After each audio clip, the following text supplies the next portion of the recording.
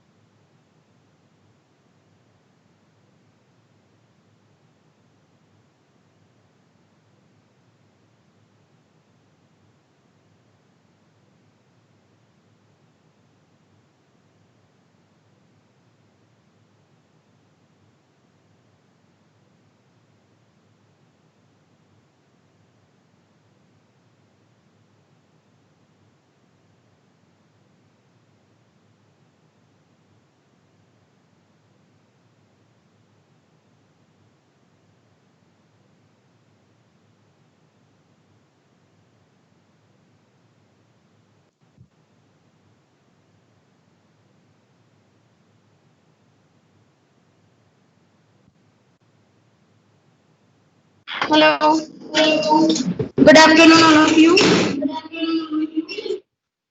Good afternoon, ma'am. You can share the screen.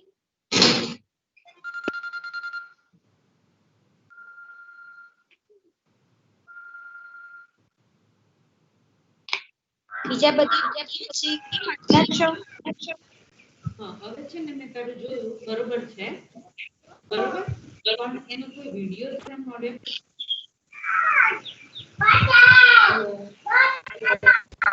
Hello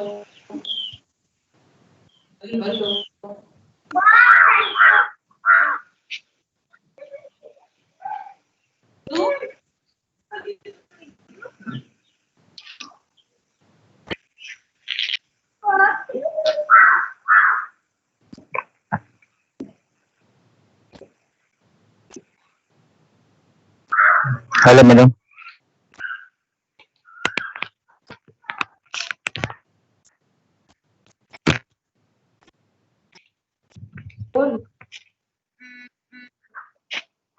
Hello. Okay એમ દેખાય છે video? હા. યસ સ્ક્રીન શેર થઈ છે 5 મિનિટ વેઇટ કર હા સ્ક્રીન શેર થયેલી દેખાય છે હા મેમ. ઓકે 5 મિનિટ વેઇટ કર મેં કહીએ એટલે પછી પ્રેઝન્ટ કરો okay.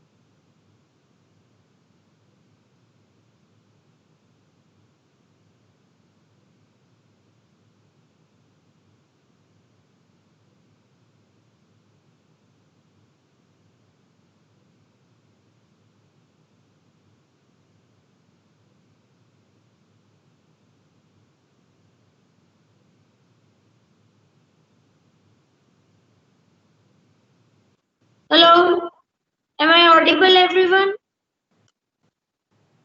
hello Yes, ma'am. yes you can start Kiyun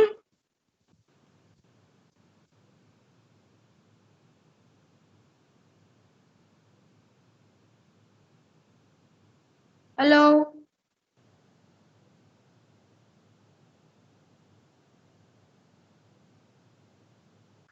hello. हाँ प्रेजेंटेशन स्टार्ट करो चलो Okay, ma'am. My name is Keyur, and our topic is components of wastewater flow.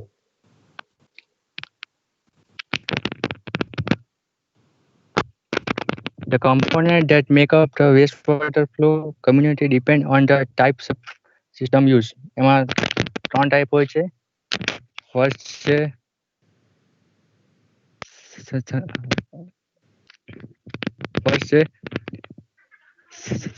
સંચારિક collection hello system.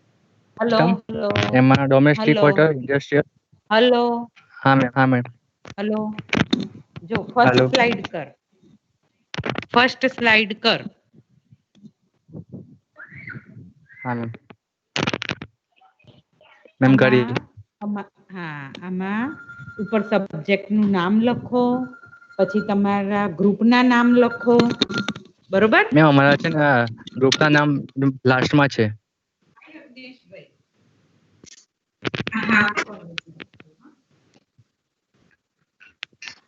Hello હા ma'am. આ બધું લખવાનું સીધું start નહીં કરી દેવાનું બધું લખવું પડે બધું okay okay ma'am.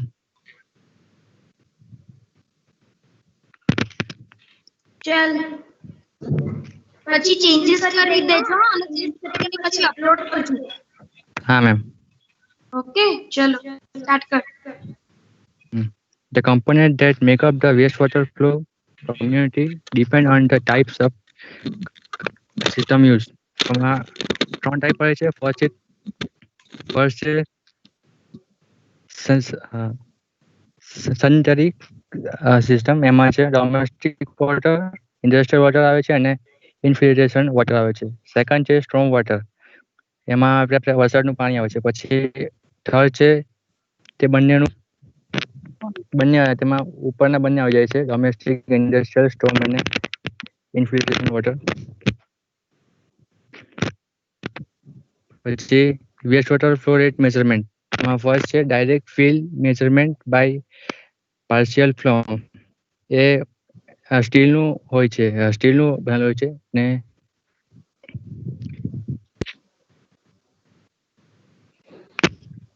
Waste water flow rate measurement. એમાં સેકન્ડ આવે છે water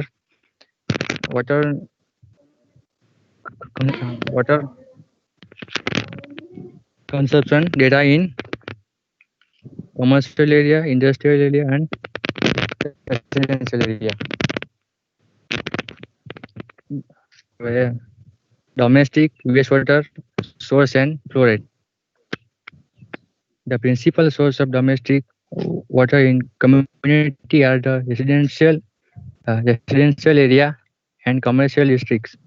Other important sources include institutional and recreational facility. એમાં મેઇનલી 4 સોર્સ હોય છે. ફર્સ્ટ છે રેસિડેન્શિયલ એન્ડ અધર ઇમ્પોર્ટન્ટ સોર્સમાં આવે છે કોલેજ, સ્કૂલ, થિયેટર, ક્લબ ને એવું.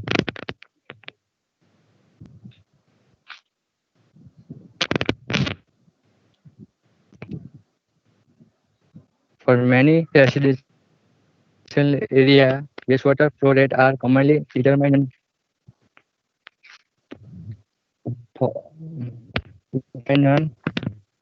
તારું માઈક જોડે રાખ હા મેમ નેટવર્ક ઇશ્યુ છે મેમ. હા એટલે જ કહીએ જ્યાં સરસ નેટવર્ક આવતું હોય પહેલા ત્યાં જઈને બેસવાનું હા ma'am. And the average per capita contribution of wastewater. આ એક US નું ટેબલ અર્બન રેસિડેન્શિયલ સોર્સ નું. એમાં તો ઇન્ડિયા ના મળ્યું હેલો હા ઇન્ડિયાના ડેટા નાખો આપણે યુએસ ના ક્યાં લઈને જવા છે. હા મેમ. ઓકે આ ટાઈમ બી ધ્યાન આ રાખજો. સ્લાઇડ બદલો હા આ સ્લાઇડ ચેન્જ કરો પછી ભલે ખાલી રેસિડેન્શિયલ નું જ મળે તો બી ચાલશે. Okay ma'am. Wastewater can vary depending on the quality of the water supply, economic, social, and other characteristics of community geographic. Wastewater એની ક્વોલિટી પર ડિપેન્ડિંગ હોય કેટલી અને વોટરને આપણે સપ્લાય કરી ક્વોલિટીમાં economic social and other example છે યુએસનું એક્ઝામ્પલ છે on the average about 60 to 90% of the per capita water consumption become the wastewater. એટલે કે 100% જેટલું એ લોકો વોટર યુઝ કરતા હોય તેમાંથી 60 to 90% જેટલું વોટર એ લોકોના waste વોટરમાં consumption. The higher percentage applied to north state during cold weather. આ કાઢી જ દેજો, આપણે આ કચ્ચા ડેટાની જરૂર નથી. ઓકે, ચલો આગળ વધો. મેમ આગળ બી યુએસ ની છે પેટર્ન સ્લાઇડ. પણ શું કરવા યુએસ ની? આપણે આપણા ડેટા વાપરવાના. આપણા કન્ટ્રીમાં શું થાય છે એ તો જાણીએ, પછી યુએસ નું વિચારીશું. ત્યાં તો અવેલેબિલિટી છે જ, કોઈ ઇશ્યુ નથી. જે ઇશ્યુ છે આપણે ત્યાં અવેલેબિલિટી નથી એના છે. ઓકે, ચલો આગળ વધો. Commercial districts. Depending on the function and activity, unit flow rate, commercial facility can vary widely because of the wide variation that have been observed. Commercial area में એવું કે બધી જગ્યાએ એમ સરખું ફ્લો રેટ વેસ્ટવાટરનું ફ્લો રેટ નહીં મળતું. અમુક જગ્યાએ ઓછું મળે છે અને અમુક જગ્યાએ વધારે મળે છે depending on the function and activity. હા, એટલે કોમર્શિયલ માં શું આવશે? કોમર્શિયલ માં કઈ હોટલ ક્યાંથી વેસ્ટ જનરેટ થાય? હોટલ, એરપોર્ટ છે ને હોટલ ને એવું. બરોબર. એરપોર્ટ છે, પછી શોપિંગ કોમ્પ્લેક્સીસ છે, મોલ છે, એ બધામાંથી જે વોટર નીકળે એ કોમર્શિયલ એક્ટિવિટી ના કહેવાય. બરોબર છે? હા મેમ. હા, ચલો. રેસિડેન્શિયલ એરિયા હોય પણ એમાં કોમર્શિયલ એક્ટિવિટી જ્યાં થતી હોય, શોપિંગ કોમ્પ્લેક્સીસ છે, મોલ છે, થિયેટર છે, એ બધા એમાં આવશે. ઠીક છે, ચલો. Product well generally expressed in terms of quality flow per unit area. જો આ બધા જ ડેટા આપણા કન્ટ્રી માટે બી તમને મળે જ છે, બરોબર? તો આ પ્રેઝન્ટેશનમાં થોડું ચેન્જીસ કરી અને પછી મને સબમિટ કરજો. બરોબર છે, ચલો આગળ. Typically unit flow rate for commercial development normally range any commercial area normally range 7.5 to 40 meter cube per day છે. મેં આ બંને ટેબલ યુએસએ ના છે તો એક્સપ્લેન કરું કે પછી જવા લો? હા, typical waste water flow rate from commercial sources. હવે છે ને કોઈ બી ટેબલ આપણે મૂકીએ ને તો એની નીચે કઈ વેબસાઇટ ઉપરથી લીધું છે એ સોર્સ કરીને જરૂરથી લખવાનું. બરોબર? હા, ખબર છે તમે નીચે લખે છે ઘણીવાર સોર્સ, પછી આખી વેબસાઇટ નું નામ હોય. ચલો, બરોબર છે.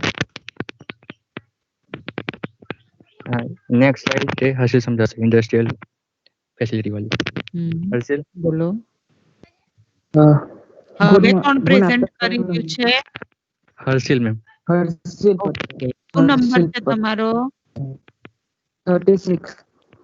અને કેયુર હતો ને પહેલા? હા મેમ, મારો નંબર 44.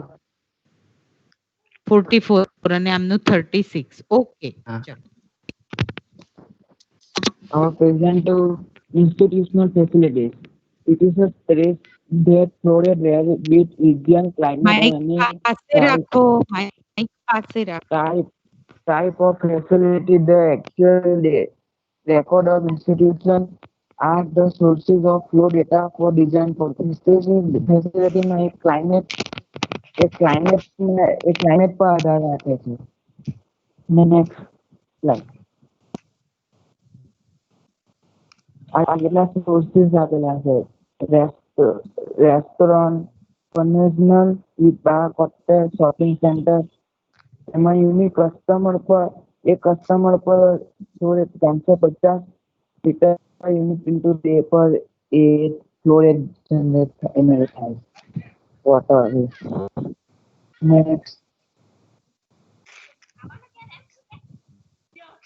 Next slide, please.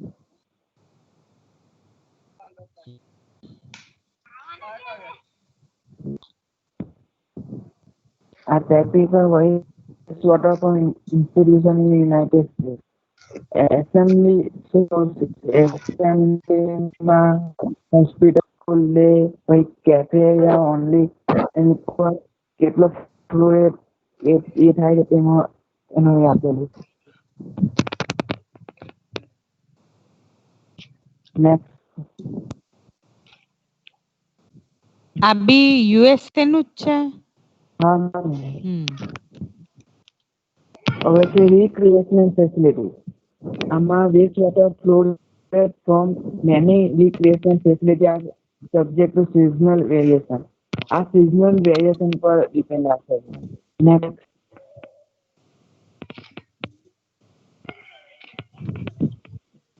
આ બી waste water fluoride recreational facility to United States. એમાં apartment, restaurant, cabinet restaurant, can with toilet only, country club, dining hall, એમાં કેટલો fluoride generate થાય છે તે બતાવે છે રેન્જ ને.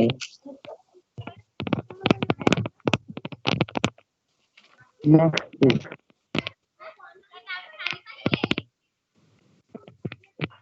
strategy for reducing interior water use and wastewater fluoride. Because of the importance of conserving both resources and energy, various means of reducing wastewater fluoride and pollutant loading from domestic sources are there. The reduction of wastewater fluoride from domestic sources results directly from reduction in interior water use. Therefore, term interior water use and domestic wastewater fluoride are used interchangeably. આમાં જેટલો interior wastewater જેટલો reduce એ થાય એટલે એ ઘટે તો wastewater ઘટી જાય તેમાં domestic sources માં પણ એનું એ ઘટી જાય એ waterનું fluoride એકબીજાને interchangeably હોય. Next. interchangeably શું બોલે છે કેયુ? મેં નહીં બોલતો, હર્ષલ બોલતો છે. આ કોણ બોલે છે? આ પણ શું ફરીથી એક્સપ્લેન કરતો એ શું કે છે interchangeably નું એ ખબર ના પડતી. હા એટલે મેં ડોમેસ્ટિક ને ઇન્ટિરિયર વેસ્ટ વોટર ફ્લો એકબીજા આ યુઝ ઇન્ટરચેન્જેબલ હોય એકબીજા. ઇન્ડસ્ટ્રી અને ડોમેસ્ટિક શું કરી ના ખબર પડી. એટલે એનો ફ્લો રેટ ઘટવાનો છે ને તો એકબીજાને ઇન્ટરચેન્જેબલ હોય. શું કઈ રીતે થાય?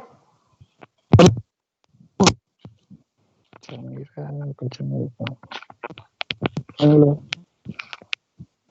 હા બોલો.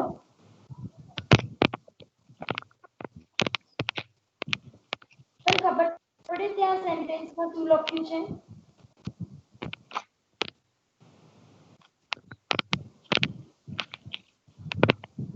હેલો.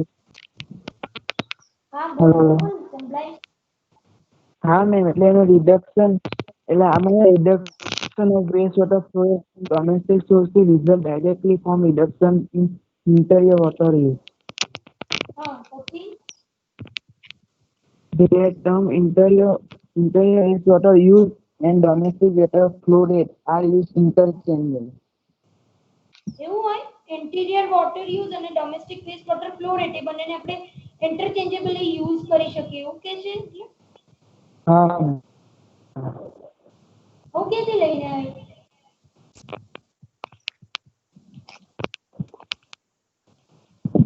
ચાલ નેક્સ્ટ જવા દે. and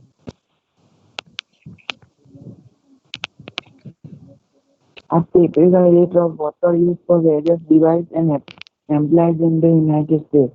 Automatic home type of washing machine એમાં top ટોપ લોડિંગ હોય છે એટલે કે આપણે યસ એટલે ટોપ લોડિંગ ને ફ્રન્ટ લોડિંગ શું છે? ટોપ લોડિંગ એટલે જે જૂના હોય ને એના પેલા જે ઉપરથી એ કરતા તે ટોપ ફ્રન્ટ એટલે શું પણ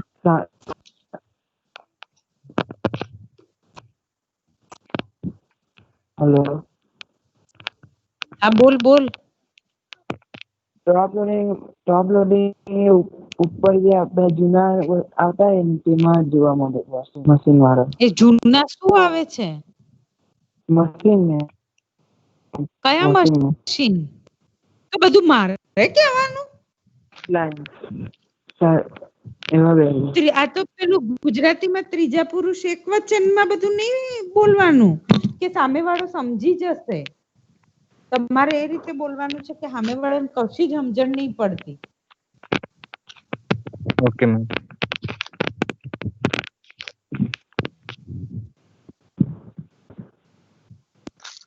અને બીજું હા ચલો.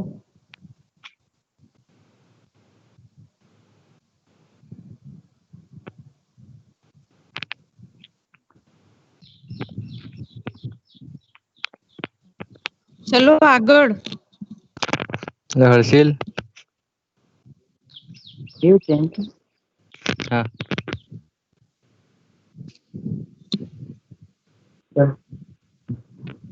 Are typical distribution of residential interior water use in United States? Shower, bath, soap,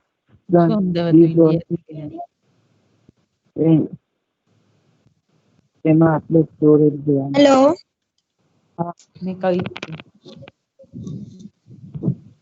આ બધા જ ડેટા મારે ઇન્ડિયાના જોઈએ હા. હા મેમ. અને આ બધું ના મળે તો જે ઇન્ડિયાના ડેટા મળે એ મને લખીને આપો. ઓકે. હા હા મેમ. આપણે એમની લાઈફસ્ટાઈલ જોઈને ક્યાં જવું છે? આપણે ત્યાં ડિશવોશર હોય છે? ના. તો પછી ચલો આગળ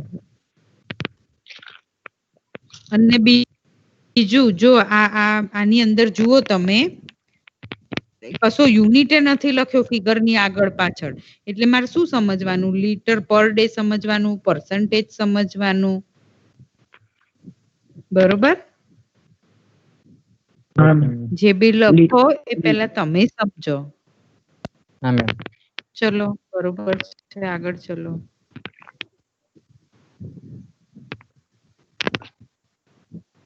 સાગર. સાગર આવ્યો.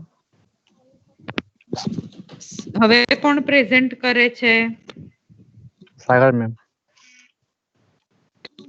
સાગર નો નંબર 45. હા કેયુર નો હતો 36. ના મેમ હર્ષિલ નો 36. કેયુર નો 44. હર્ષિલ નો 30 અને કેયુર નો 44. ચલો ઓકે ચલો સાગર.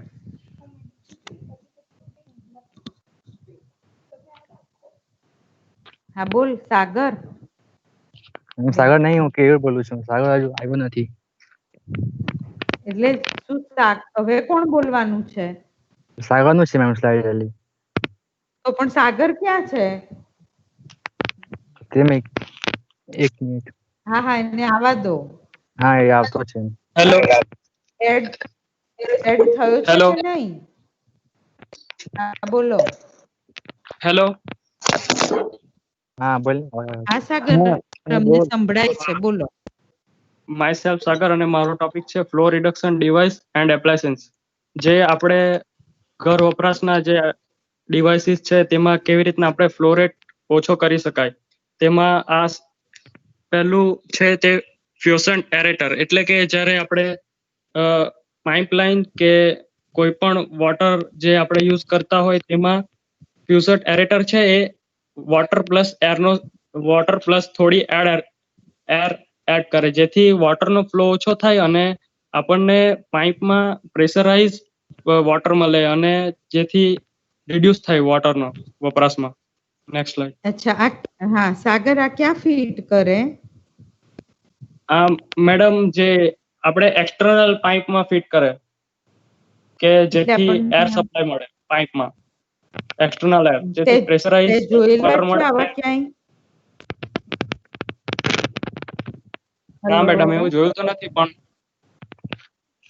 નળ હોય ને નળ, જ્યાંથી તમે નળને ફેરવો ને અને જ્યાંથી પાણી બહાર નીકળતું હોય ને ત્યાં જ ફિટ કરેલા હોય. સાદી નળની અંદર ના હોય. પણ જે મોટી કંપનીના આવે છે ને જેક્વારના ને એની અંદર આ ટાઈપની અરેન્જમેન્ટ ફિક્સ કરેલી હોય છે. એટલે પ્રેશર થી પાણી આવે પણ એની ક્વોન્ટિટી તમને પાણીની ક્વોન્ટિટી ઓછી હોય. પણ તમને લાગે કે ઘણું બધું પાણી આવી રહ્યું છે. બરોબર, ચલો. અને સેકન્ડ ડિવાઇસ છે ફ્લો લિમિટિંગ શાવર હેડ્સ, જેમાં જે આપણા શાવર હેડ્સ હોય છે એનો એરિયા ઘટાડી દેવામાં આવે અને ઓછા એરિયામાંથી વોટરને પાસ કરવામાં આવે, જેમ કે ઓરિફિસ ને ડાયવર્ટ શાવર ને આપણે એમ ઓપ્ટિમમ યુઝ કરીએ છીએ, જેથી વોટર ફ્લો ઓછો થાય અને વેસ્ટ વોટર ઓછું જનરેટ થાય કોઈ પણ એક્ટિવિટીમાં. Next slide.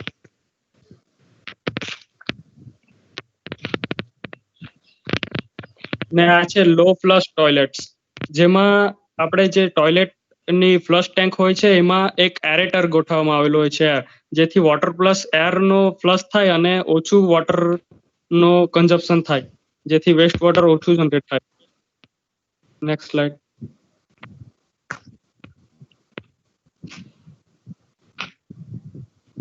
આ છે pressure reduce valve.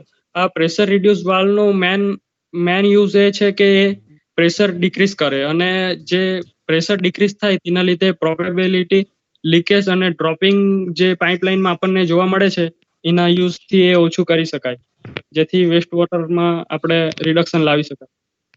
Next slide.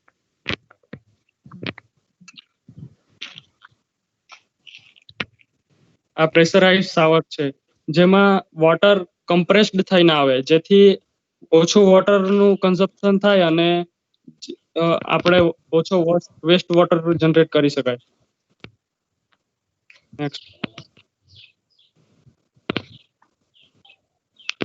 આ રેટ્રો કિટ્સ ફોર બાથરૂમ, જે એ કિટમાં toilet dams, fixture, displacement bag અને ટોયલેટ ડિટેક્ટર ટેબ્લેટ. એ આગળ આપણે જોઈએ કે 7મું છે ટોયલેટ ડેમ છે. એમાં જે આપણી ફ્લશ ટેન્ક હોય છે એમાં કોઈ એડિશનલ ઓબ્જેક્ટ મૂકી દેવામાં આવે, જેથી ફ્લશ ટેન્કમાં જે એકચ્યુઅલ યુઝ થવું જોઈએ વોટર એટલું ના યુઝ થાય, પણ જે આપણે ઓબ્જેક્ટનો મૂકેલો હોય એટલું વોલ્યુમ આપણે રિડક્શન લાવી શકાય અને જેથી ઓછા ટોયલેટ ફ્લશીસનો યુઝ થાય અને આપણે ઓછું વોટર કન્ઝપ્શન કરી શકીએ. Next slide.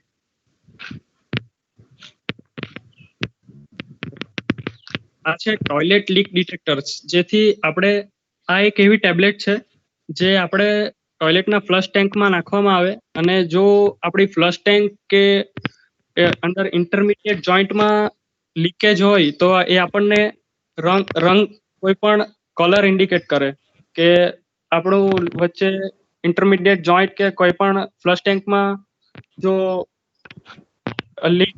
લીકેજ હોય તો એ આપણને જ્યારે આપણે ફ્લશ કરીએ ત્યારે એ કલર વાળું પાણી આપે અને આપણને ડિટેક્ટ કરે કે આપણા ટોયલેટ ટેન્ક કે ઇન્ટરમીડિયેટ જોઈન્ટમાં લીકેજ છે. નેક્સ્ટ.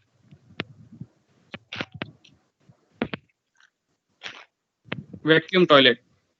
આ વેક્યુમ ટોયલેટમાં સ્મોલ અમાઉન્ટનું વોટરનો યુઝ થાય અને સાથે વેક્યુમ વોટર પ્લસ વેક્યુમનો યુઝ થાય, જેથી ફ્લશ કરવામાં આસાની રહે. અને બીજું છે વોટર ઇફિશિયન્ટ ડિશવોશર. એમાં પણ રિડ્યુસ વોટરનું અમાઉન્ટ યુઝ કરી દેવામાં આવે અને સાથે એર મિક્સચરનો યુઝ કરવામાં આવે, જેથી ઓછા વોટરનો યુઝ થાય.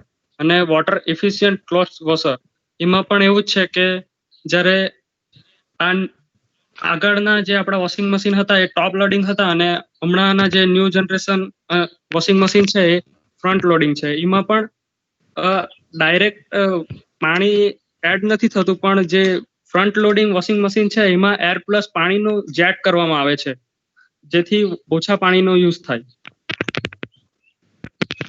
Next slide.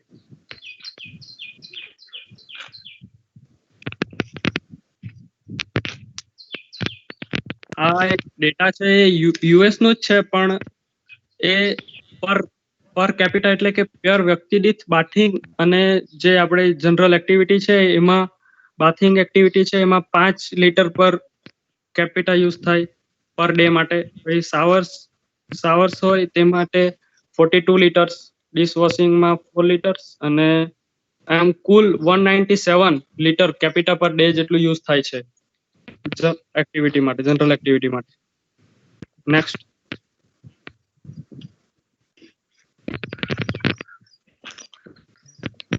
આ એક કેસ સ્ટડી જેવું છે કે એક 2000 હોમ્સ એ પ્લાન કરવામાં આવેલા અને તેમાં એક કન્ડિશન હતી કે front loading washing machine use કરવાનું, અલ્ટ્રા ફ્લોશ ટોયલેટ યુઝ કરવાના અને અલ્ટ્રા લોઅર હેડ્સ યુઝ કરવાના, જેથી આપણને કેટલું વોટર કન્ઝપ્શન માં રિડ્યુસ લાવી શકાય તે ખબર પડે. Next slide.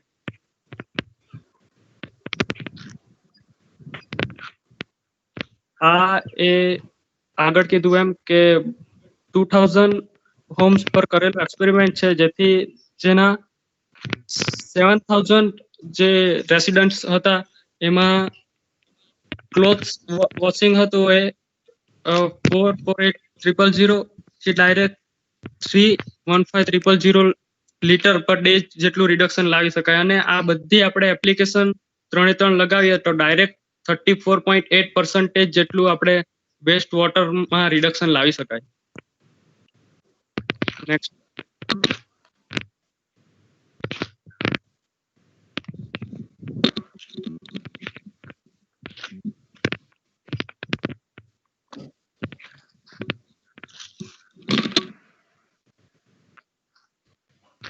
Hello, ma'am.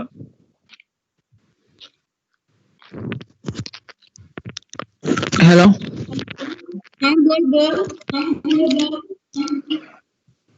Hello. Hello, hello હા, ma'am. શું કહે છે? બોલ. હા હવે કોણ બોલે છે? Khilan. નીલમ. Khilan. ખીલન મેડમ, ખીલન. કિલન. ઓકે, નંબર બોલ. ખીલન. કિલન. 42. ઓકે, બોલો. Okay. Sources and rates of industrial wastewater flows. Okay. તો નોન ડોમેસ્ટિકલ જે વેસ્ટ વોટર નો ફ્લો રેટ, નોન ડોમેસ્ટિકલ જે વેસ્ટ વોટર છે કે જે ઇન્ડસ્ટ્રીના સોર્સિસ માંથી જે આ ઇન્ડસ્ટ્રીના સોર્સિસ માંથી નીકળે છે એને ઇન્ડસ્ટ્રીયલ વેસ્ટ વોટર કહી શકીએ. અને વિથ ટાઈપ ઓફ સાઇઝ એટલે કે જે આ ઇન્ડસ્ટ્રીની સાઇઝ કઈ રીતની ઇન્ડસ્ટ્રી છે એને એરિયા કેટલો છે અને કઈ રીતે એ લોકો વોટરનું રીયુઝ કરે છે અને ત્યાં કોઈ ઇન્ડસ્ટ્રીમાં કોઈ પોતાની on site waste water treatment plant છે એના પર આધાર રાખે છે કે કેટલો ઇન્ડસ્ટ્રીયલ વેસ્ટ વોટર જનરેટ થાય તે પર્ટિક્યુલર ઇન્ડસ્ટ્રી માટે. પછી બીજો પોઈન્ટ છે typical designs value for estimating the flows from industrial areas that have no or little wet process type industries are 7.5 to 14 meter cube per hectare per day. For a light industries developments એટલે કે જે ઓછી નાની industry જે છે એ 7.5 to 14 meter cube per hectare per day જેટલું water waste water એ generate કરે છે. અને એ જ રીતે મીડિયમ ઇન્ડસ્ટ્રી જે છે એ 14 to 28 metre cube per hectare per day જેટલું ઇન્ડસ્ટ્રીયલ વેસ્ટ વોટર જનરેટ કરે છે. અને એ જે આ બધી જ ઇન્ડસ્ટ્રીયલ વેસ્ટ વોટરમાં થોડુંક ડોમેસ્ટિક વેસ્ટ વોટર પણ જનરેટ થાય છે જે એવરેજમાં એ 30 to 95 લીટર કેપિટા પર ડે જેટલું જે જનરેટ થાય છે. Next.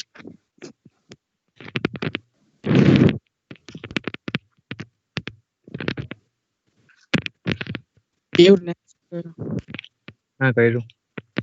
Okay. Infiltration, inflow or exfiltration. Infiltration એટલે કે water entering a collection system from a variety of entry points includes service connections and from the ground throughout such means as defective pipes joints connections or manhole walls. Okay, infiltration એટલે શું કે જે આપણે collection સિસ્ટમની pipelines જે જાય છે એમાં વોટર જે છે એન્ટર કઈ રીતે એમ મતલબ વેસ્ટ વોટર નહીં પણ જો આપણે રેગ્યુલર વોટર એ કઈ રીતે એન્ટર થાય છે તો એનામાં કોઈ ક્રેક કોઈ જોઈન્ટ્સ પર એનાથી એ વોટર કલેક્શન સિસ્ટમ્સની પાઇપમાં એન્ટર થાય છે. Okay, next.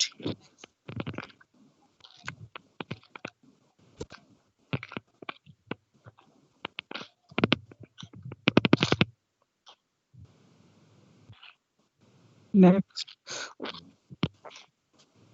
Okay, steady inflow. Water discharge from cellar and foundation drains, cooling water discharge and drains from speaking and spray areas. These are of inflow is steady as and it defined and measured along with infiltration. Okay, so steady inflow એટલે શું છે કે જે જ્યાં water રોજિંદા મતલબ થોડું થોડું ઓલવેઝ કન્ટિન્યુઅસલી વહ્યા જ કરતો હોય છે. જેમ કે કુલિંગ વોટરનું જે ડિસ્ચાર્જ કરવામાં આવે છે તે પછી ડ્રેન્સ છે સ્પ્રિંગ દ્વારા જે ડ્રેન્સ કરવામાં આવે છે એવી રીતે સ્ટેડી મતલબ રેગ્યુલર રીતે કન્ટિન્યુઅસલી આ કલેક્શન સિસ્ટમમાં એન્ટર થયા જ કરે છે એને સ્ટેડી ઇનફ્લો કહેવાય. પછી direct inflow. Those type of inflow have that direct storm water runoff connections to the stationary collection system and cause an almost intermediate increase in wastewater flow rates. Okay, તો direct inflow એટલે કે જે rain water જે છે directly એ collection સિસ્ટમમાં enter થાય direct throughout the manholes હોય કે પછી કોઈ પણ રીતનું કશે બી મેન હોલ્સ દ્વારા મોસ્ટ ઓફ મેન હોલ્સ દ્વારા જે એન્ટર કરે છે જે સ્ટોર્મ વોટર હોય અને પછી કોઈ પાઇપ જોઇન્ટ્સ થી એ કલેક્શન સિસ્ટમ્સના પાઇપલાઇન્સમાં ડાયરેક્ટલી એન્ટર થાય છે. Okay, total inflow the Sam's of the direct inflow કે ડાયરેક્ટ ઇનફ્લોના ટોટલ એટલે કે કોઈ એક ટ્રેન સીવર્સની જે લાઈન ગયેલી હોય તેમાંથી રેન સ્ટોર્મ વોટર જે હોય એ બધું જ મતલબ 2-3 ઘર હોય તો એ જ.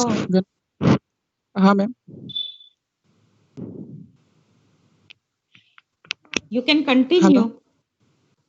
હા, ટોટલ ઇનફ્લો એ એક સમ છે. ધારો કે કોઈ અને તમે સોસાયટી છે કન્ટિન્યુ કરો.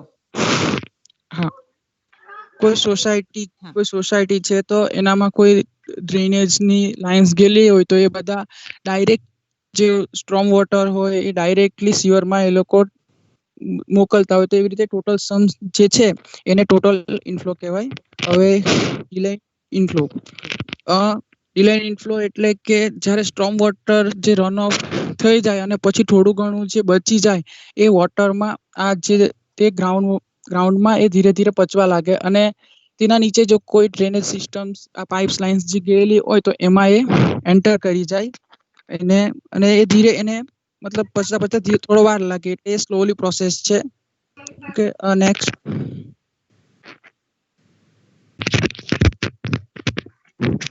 આ ગ્રાફ છે ફ્લો રેટ વર્સિસ ટાઈમનો કે જે કલેક્શન સિસ્ટમમાં કેટલું પાણી એ એન્ટર કરે છે. તો તમે જોઈ શકો છો કે રેનફોલનો પીરિયડ જે છે જ્યારે કે સ્ટોર્મ વોટર રન ઓફ સૌથી વધારે થાય ત્યારે સૌથી વધારે પીક છે કે ત્યાં તે ટાઈમે આ વેસ્ટ વોટરમાં સૌથી વધારે ઇન્ક્રીઝ એ વોટર કરે છે અને પછી ધીરે ધીરે ડિલાઇન વોટર કે જે એના પછીનો પીક છે એમાં પણ એ ધીરે ધીરે ડિક્રીઝ થતું જાય છે. Okay, next.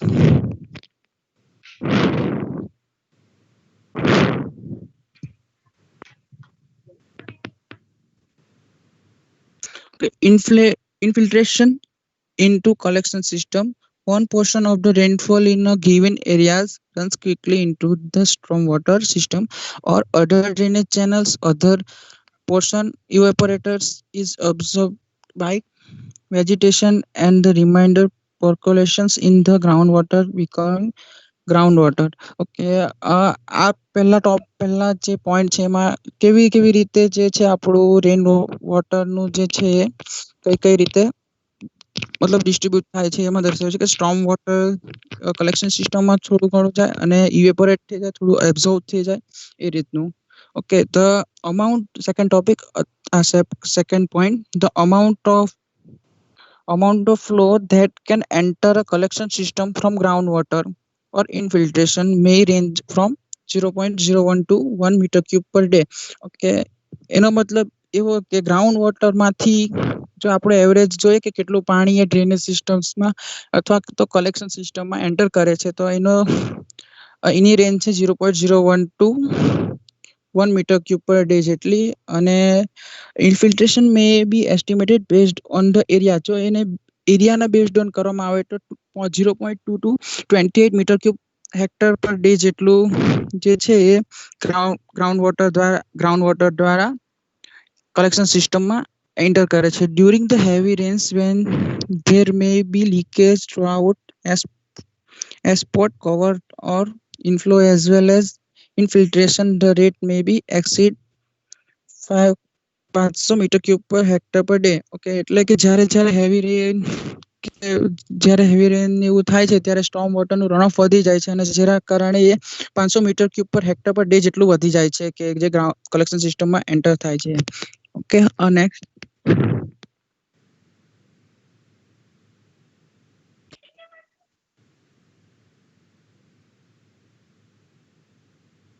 Infiltration or inflow is a variable part of the waste water.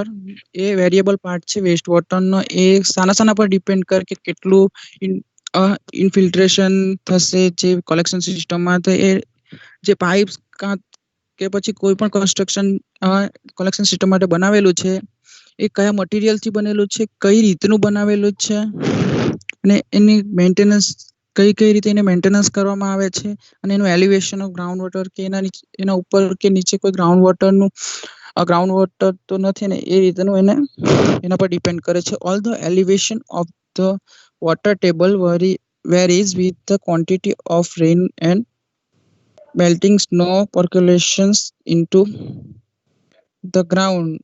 એ જે છે જે કે ઇન્ફિલ્ટ્રેશન જે છે એ કેટલી વરસાદની કેટલી ક્વોન્ટિટી એટલે કેટલો રેન થયો છે અને કેટલું સ્નો જે છે એ મેલ્ટ થાય છે, મેલ્ટિંગ પર્ક્યુલેટ થાય છે એને ગ્રાઉન્ડ વોટર એટલે કે ગ્રાઉન્ડ વોટરમાં કેટલો મેલ્ટ થાય છે એના પર બી ડિપેન્ડ કરે છે. Leakage through out defective joints, કેટલું લીકેજ થાય છે ડિફેક્ટિવ જોઇન્ટ્સ વાળા પોરસ કોન્ક્રીટ. જો ધારો કે એનું કોન્ક્રીટ જે મતલબ જે કલેક્શન સિસ્ટમ બનાવેલી છે એનું કોન્ક્રીટ જો પોરસ હોય તો એના દ્વારા પણ એના પર બી એના લીધે પણ ઇફેક્ટ થાય છે કે અને ક્રેકથી પણ એ ઇફેક્ટ કરી શકે છે.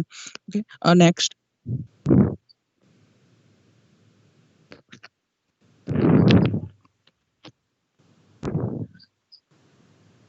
Okay, combine system flow rate. Combine system flow rate એ શું છે? તો કમ્બાઇન સિસ્ટમ ફ્લો રેટ એટલે કે જે વોટર, રેનિંગ વોટર જે કે રન ઓફ છે અને ડ્રેનેજ છે ને વેસ્ટ વોટર એ બંને એ કમ્બાઇન એક જ મતલબ કે એક જ ધારો કે સિવર હોય તો એમાં જે રન ઓફ પણ અને વેસ્ટ વોટર છે એક જ સાથે કમ્બાઇન થઈને થઈ જાય છે. Dry and wet weather from the contributing waste water sources, this flow may include domestic, commercial and industrial wastewater infiltration. Okay, combine જે છે બધામાં જ લગભગ બધામાં જે યુઝ થતું હોય છે કે ડોમેસ્ટિક હોય કે પછી કોમર્શિયલ હોય કે પછી ઇન્ડસ્ટ્રીયલ વેસ્ટ વોટર હોય છે. Okay, during a rainfall event the almost of storm flow is normally much larger than the dry waste weather flow must completely dry and the કિલિયન, observed. Hello, હા ma'am. હા મારો અવાજ સંભળાય છે? હા ma'am. What is the meaning of the dry weather wastewater flow? Dry weather waste water flow એટલે કે જે ઉનાળાની સિઝન છે એ દરમિયાન જેટલો વેસ્ટ વોટર જે જનરેટ થાય છે અને વેટની વાત કરીએ તો રેનફોલની સિઝન હોય ત્યારે શું થાય કે સ્ટ્રોમ વોટર છે એનું રન ઓફ વધી જાય અને એના લીધે છે ને આ વેસ્ટ વોટર જે જનરેટ થતો હોય એના કરતા એમાં ડબલ કરતા બી વધારે ઇન્ક્રીઝ થઈ જાય. Continue. Okay ma'am. Next.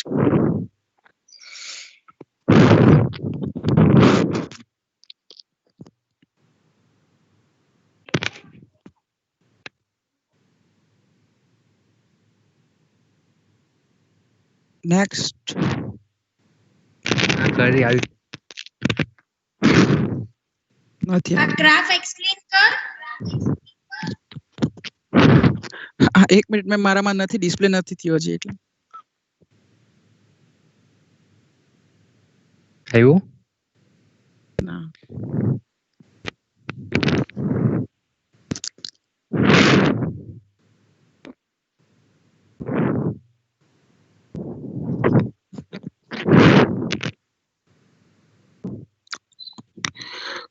Okay graph આપેલા છે.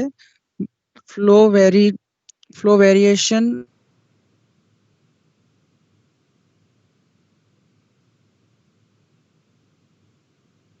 છે એટલે કે આ કલેક્શન સિસ્ટમમાં જે રેનની સિઝન છે એ દરમિયાન કેટલું કલેક્શન સિસ્ટમમાં પાણીની ઇન્ક્રીઝ થાય છે. તો એમાં જે રેનફોલ વર્સિસ ટાઈમનો આલેખ આપેલો છે.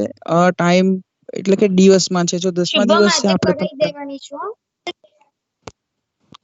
તમે આમાં ગ્રાફમાં જોશો કે જો 10મા દિવસે વરસાદ વધારે પડ્યો હોય તો એ કલેક્શન સિસ્ટમ જે છે એમાં એબ્સોલ્યુટલી ઇન્ક્રીઝ થાય છે અને પછી નોર્મલ ડે એટલે કે મીડિયમ વરસાદ પડ્યો તો અચાનક એ ઇન્ફિલ્ટ્રેટ કલેક્શન સિસ્ટમમાં જે વેસ્ટ વોટર વધારે છે ઘટી જાય છે. બરાબર. બીજો જે છે typical catchment flow rate. Okay. Typical catchment flow rate એટલે કે જે ડાયરેક્ટલી સીધું જો આપણે જે રેન વોટર રન ઓફ છે કે કોઈ બી વેસ્ટ વોટર છે ડાયરેક્ટલી આપણે ડ્રેનેજમાં એને મોકલી દે એને કેચમેન્ટ કહેવાય. કે એટલે કે પાણી કશે ઘેરાય નહીં રહે ને ડાયરેક્ટલી બધું પાણી જો આપણે ડાયરેક્ટ ડ્રેનેજમાં ડાયરેક્ટલી એને ફ્લો કરાવી દઈએ તેનો છે. ઓકે. તો કેચમેન્ટ ફ્લો રેટ વર્સિસ ટાઈમનો આલેખ આપેલો છે કે એમાં પણ આ રેન વોટરની સિઝનનું જેવું જ છે કે જો ધારો કે 10મા દિવસે વરસાદ વધારે પડ્યો હોય તો એની પિંચ ઓટોમેટિકલી હાઈ થઈ જાય અને નોર્મલ દિવસે લો થઈ જાય. ઓકે. થર્ડ જે કે સ્લાઇડ ચેન્જ करना. થર્ડ છે observe treatment plane flow rate. Okay. તો ટ્રીટમેન્ટ ફ્લો રેટનો ટાઈમમાં એમાં એ રીતેનો જ હોય પણ એમાં શું કે ટ્રીટમેન્ટ વખતે જે અંદર જે પ્લાન્ટનો ફ્લો રેટ હોય એમાં ઘણા મતલબ મીડિયમ ટાઈમ સુધી એ ધીરે ધીરે મતલબ એનો રેન્જ ઘટી જાય છે કારણ કે ટ્રીટમેન્ટ પ્લાન્ટમાં એ પાણીનું કલેક્શન થોડું ઘણું થયેલું હોય એટલે એ પિંચ જે છે ધીરે ધીરે નીચે જાય છે. તમે જોઈ શકો છો 10મા હાઈ છે પછી ધીરે ધીરે નોર્મલ ડેઝ ધીરે ધીરે ડાઉન થતો જાય છે. ઓકે. Next slide.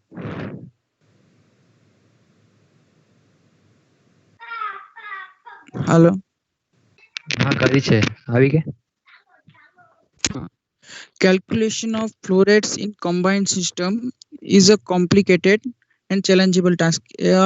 ફ્લો રેટ્સનો જે કેલ્ક્યુલેશન કરવાનું છે એ ખૂબ જ કોમ્પ્લિકેટેડ અને ચેલેન્જિંગ ટાસ્ક બને છે કારણ કે એની પ્રોસેસમાં ફર્સ્ટ ઓફ ઓલ કેટલું રન ઓફ રેન ઓફ મતલબ કેટલો વરસાદ પડ્યો છે એ જાણવું પડે છે અને કેટલું જે છે ઇનફિલ્ટરેશન થયું છે અને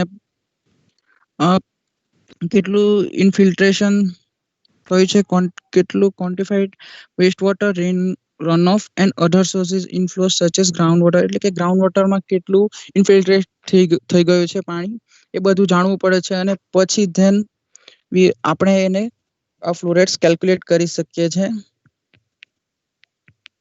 Finally, the volumes of the flow existing the system throughout CSO transported to other points in the systems are determined. એટલે કે બીજા એના આધારે કોઈ બી બીજા જે પોઈન્ટ્સ છે ડિટરમાઇન કરી શકે છે. Thank you ma'am.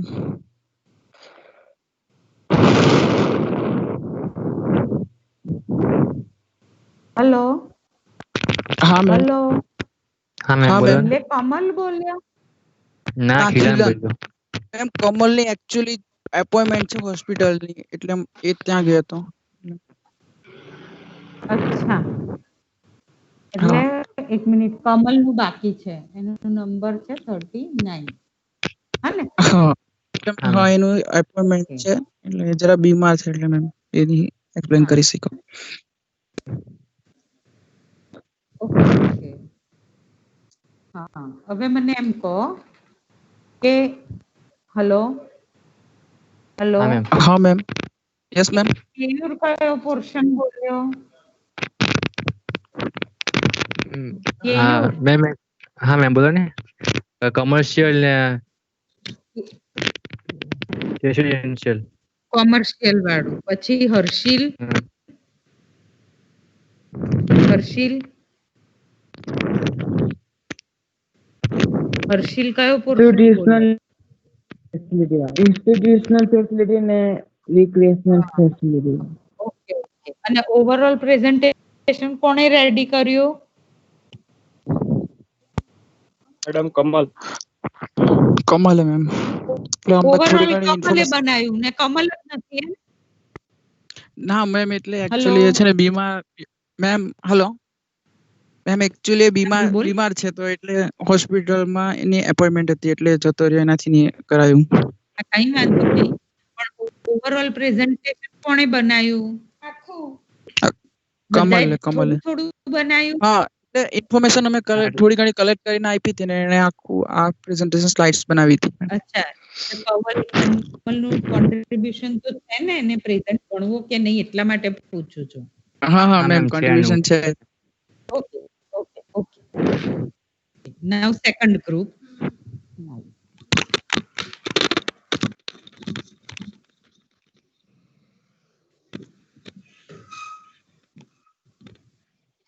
Hello everyone.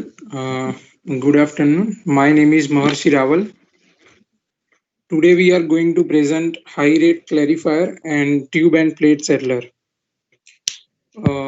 Before understanding the high rate clarifier, we need to understand what is clarifier. Maharshi, next. Clarifiers.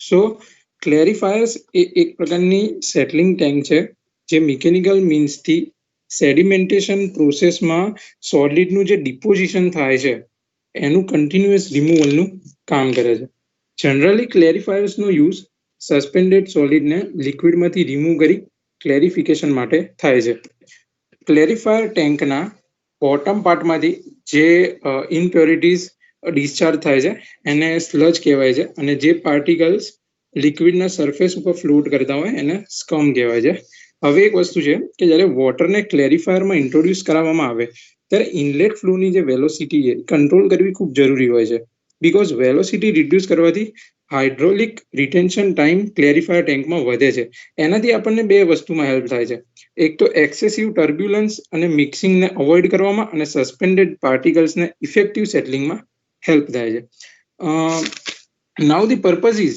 behind the use of clarifiers are remove solids from liquid by sedimentation remove scum from liquid by flotation thicken solid for removal and further treatment now next છે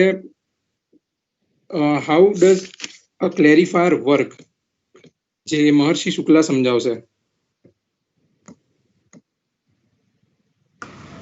Hello, good afternoon. Now, before knowing about the after knowing the what is clarifier, now we will see what clarifier works. Clarifier is using the parallel plate design. In it, the inlet is come from the fluctuation tank and the water with the polymer flocculants. And there is in some of the higher rate of clarifiers, there is a system that we can simultaneously we can select the option to input into them. And the second point is that the fluctuated water then flows into the first barrel, then under the second barrel, finally flows into the body of the clarifier. The reason behind this, the first barrel and second barrel, that it gives the time to the wastewater and the flocculants to thicken up, and which helps easily them to settle in the clarifier. As it is written further that the overflow and underflow from the over the buffle allows time for the solids to gain size. Here the gain size means to thickening, so that they settle out more easily. Third point, the wastewater is then directed to the bottom of the cone.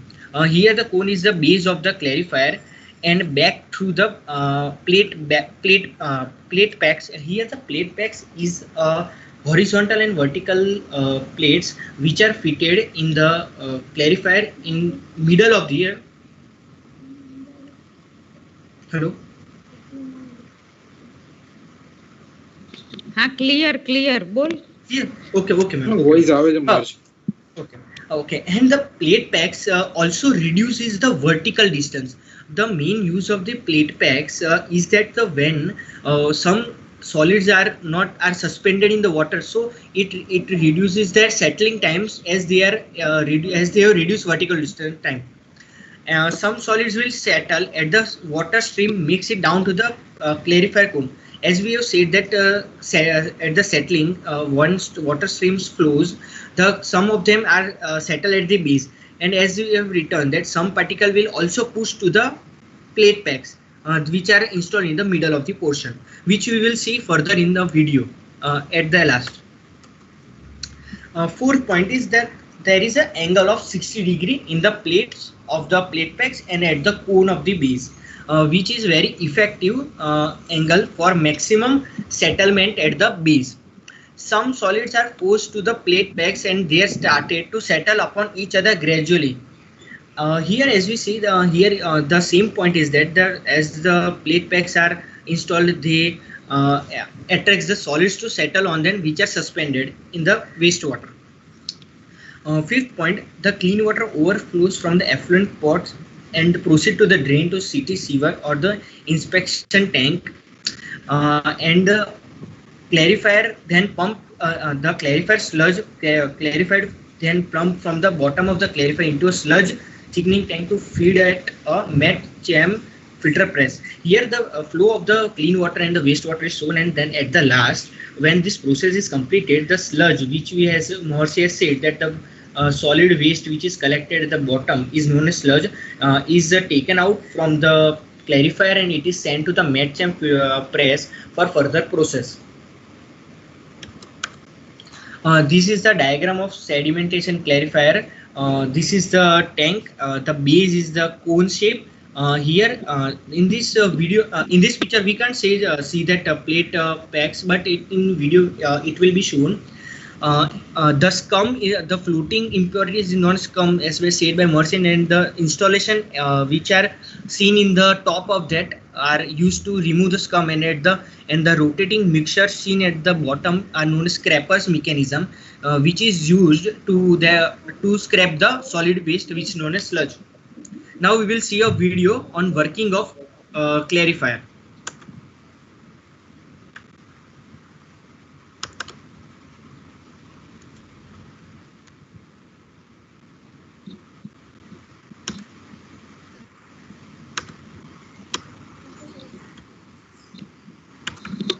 Presentation જતું રહ્યું.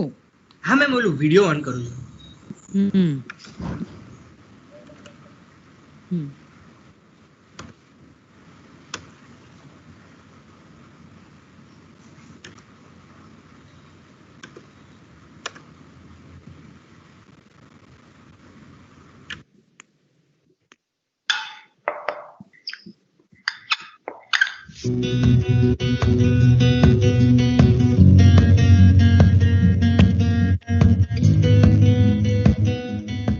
Throughout history, sedimentation has served as a tried and true method for wastewater treatment. Gravity forces contaminants to settle down in the surrounding liquid, whereas clarified water can be removed separately. The same principle is used by wastewater treatment clarifiers. Large tanks provide enough retention time to slow water down and to separate out suspended particles. Wastewater from aeration basins is usually entering the clarifier from a centrally located pipe. The entering wastewater is also known as the MLSS, mixed liquor suspended solids, which refers to the concentration of suspended solids from the activated sludge process. To slow down the incoming water, it's directed through an energy dissipating inlet and a feed well. Inside the clarifier, solid contaminants will settle down to the bottom of the tank, where it is collected by a scraper mechanism and removed by another centrally located pipe. The scraper mechanism arms rotate slowly along the clarifier's perimeter and are attached to a centrally located shaft, which is powered by a drive system on the clarifier bridge. The removed sludge will either be recycled as RAS, return activated sludge, or wasted as WAS, waste activated sludge. The clarified water instead is released over overflow weirs on the top of the clarifier. In properly functioning clarifiers, the overflow water looks already very clear. Fats, oil, grease, and other fluids are removed by a rotating skimmer. For settlers or lamellar clarifier tanks, there are additional inclined plates or channels inside the tank to help fall. Here we can see the plates which we have seen, the plate packs which are installed, as I have said earlier. Solids to settle out of the mixture. In many cases, flocculants or coagulants are applied to the wastewater before it reaches the clarification tank to make the sedimentation process more effective. The chemicals are usually added in mixing tanks with agitators, which provide a gentle stirring for even distribution of chemicals in the water. One model for proper operation is analysis. The SPA can be visualized in a diagram showing the balance between a solid concentration on the x-axis and the solid flux rate on the y-axis. The solid flux rate describes the mass of solids passing through the clarifier in 1 hour and per square meter of clarifier surface. The diagram includes the particles, the overflow curve to represent the flow through the clarifier, and the underflow represent the R.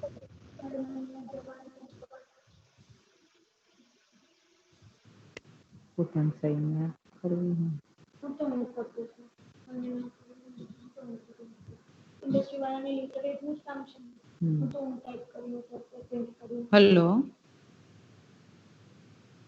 Further topic will be explained by Fatima. Hello everyone, my topic is high rate clarification. So high rate clarification employs physical chemical treatment. It utilizes spatial flocculation and sedimentation to achieve rapid settling. So basically high rate clarification work rapid settling માટે use કરવામાં આવે છે. And it has a two essential elements, which is enhanced particle settling and second is inclined plate or tube settlers. તો આપણે પહેલા આ બે process સમજતા પહેલા enhanced particle settling સમજીએ. તો એક એ સેટલિંગ હોય છે એમાં એવું હોય છે કે એક ઇનર્ટ બેલાસ્ટિંગ મટીરિયલને એડ કરવામાં આવે છે, જેમ કે યુઝ્યુઅલી સિલિકા સેન્ડ ઓર recycle chemically condition sludge use કરવામાં આવે છે. હવે આપણે સમજીએ બેલાસ્ટિંગ મટીરિયલ એટલે શું? એ એક એવું મટીરિયલ હોય છે જે સ્ટેબિલિટી પ્રોવાઈડ કરે છે કોઈ પણ સ્ટ્રક્ચરને. પછી એને એડ કરીને એને પોલિમર એડ કરવામાં આવે છે, જે કોએગ્યુલેટિંગ સસ્પેન્શન હોય છે એમાં પોલિમર એડ કરવામાં આવે છે. તો અહીંયા પોલિમર વર્ક કરશે, જે પોલિમર હશે એ બેલાસ્ટિંગ પાર્ટિકલ સાથે કોટ થઈને એક ગ્લુ ટાઈપનું ફોર્મેશન આપશે અને એ જે ગ્લુ છે એ જે કેમિકલ ફ્લોક્સ હશે જે સસ્પેન્શનમાં એના સાથે બાઇન્ડ થઈને મોટા ફ્લોક્સ જનરેટ કરશે જે સેટલ થઈ જશે, કેમ કે એનું જે ડેન્સિટી હશે પાર્ટિકલની એ વધી જશે એન્ડ જે સેટલિંગ વેલોસિટી એના લીધે જે સેટલિંગ વેલોસિટી હશે એ પણ વધી જશે. So there are two processes of high rate clarification. બે પ્રોસેસ છે. ફર્સ્ટ છે dense sludge process and second છે ballasted flocculation. તો આપણે ફર્સ્ટ સમજીએ what is ballasted flocculation. મર્ષી ફિગર કરના આના પછી.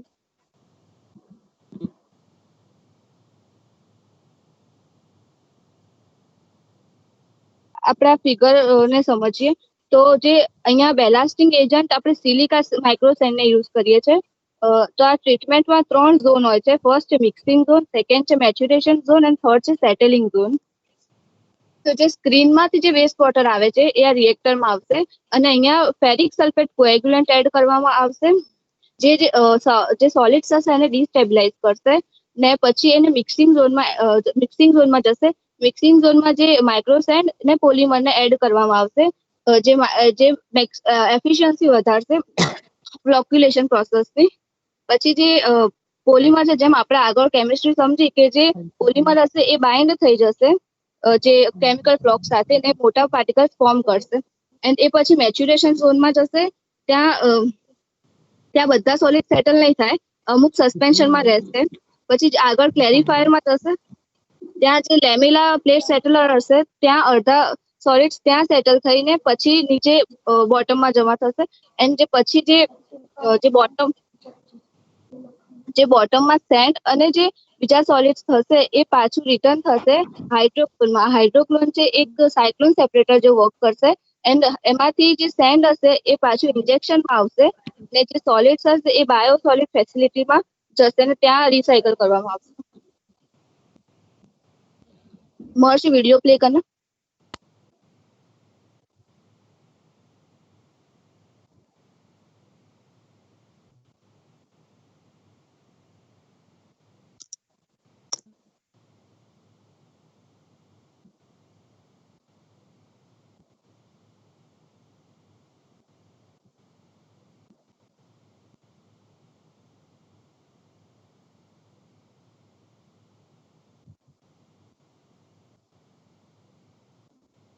સાઉન્ડ નથી આવતો.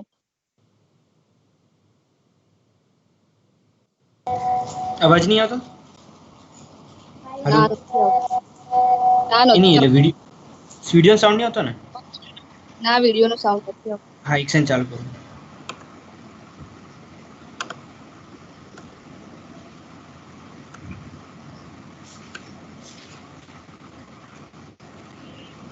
The ultimate clarifier.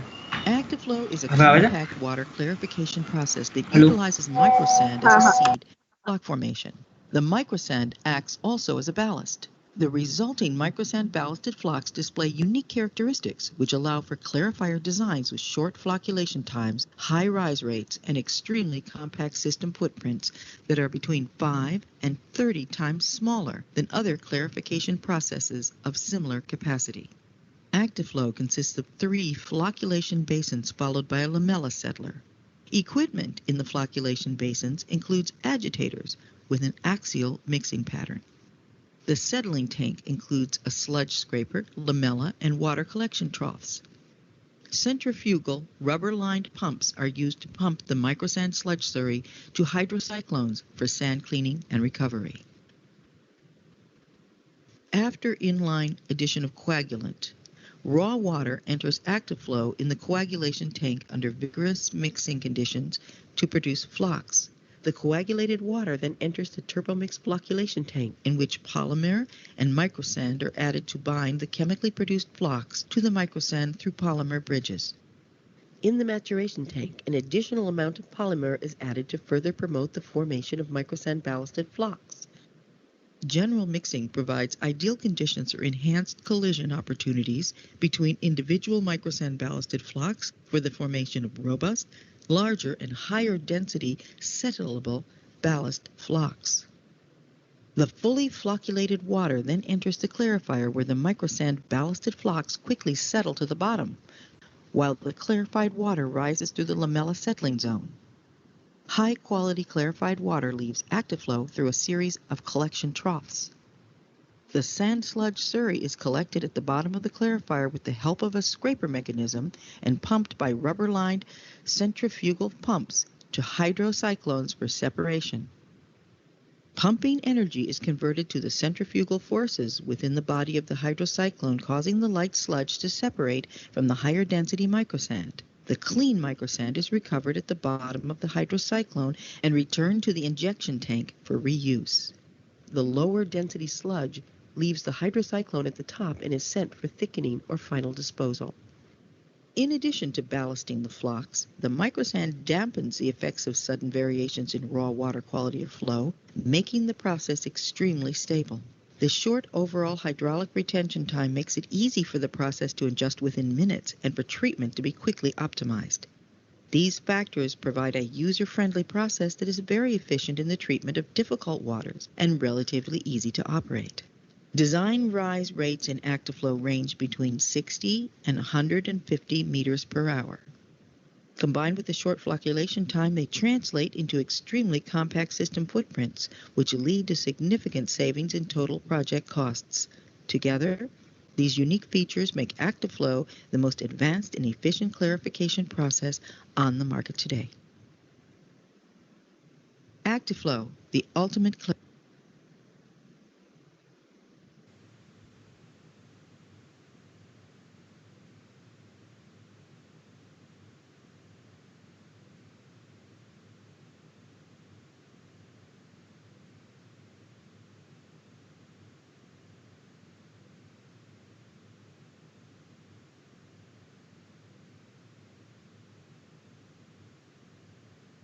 Second process છે dense sludge process. So dense sludge process is a high rate clarification process that combines chemical coagulation, sludge recirculation, tube settling, thickening, and sludge recycle.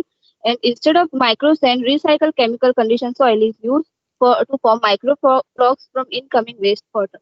તો આમાં જે આપણે કોએગ્યુલન્ટ first એમાં add કરીશું ferric sulphate, પછી જે greet chamber હશે એમાં ગ્રીટ રિમૂવ થઈ જશે એન્ડ કોએગ્યુલેશન થશે એન્ડ પછી જે ફ્લોક્યુલેશન ટેન્કમાં મિક્સિંગ આપવામાં આવશે અને ત્યાં પછી જે રિસર્ક્યુલેટેડ સોલિડ્સ હશે એને ત્યાં સર્ક્યુલેટ કરવામાં આવશે એન્ડ પછી એમાં જે dense homogeneous blocks particles form થશે.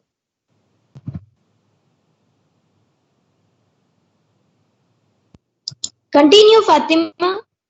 ઓકે, જે ડેન્સ ફ્લોક્સ ફોર્મ થશે એન્ડ જે એ આગળ ક્લેરિફાયરમાં આવશે એન્ડ ત્યાં બોટમમાં સેટલ થઈ જશે એન્ડ જે રિમેનિંગ હશે એ આગળ લેમિલા સેટલરમાં સેપરેટ થઈ જશે અને જે વેસ્ટ સ્લજ છે એને પાછું આપણે રીયુઝ કરીને ફ્લોક્યુલેશન ટેન્કમાં એને રિસર્ક્યુલેટ કરવામાં આવે છે.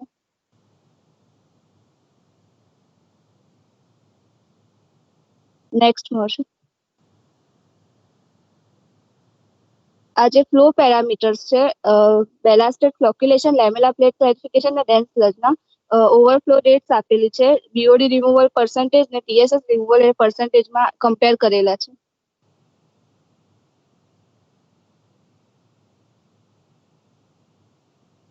હમણાં જે આપણે વિડીયોમાં જોયું એ જ છે એનું ડાયાગ્રામ છે.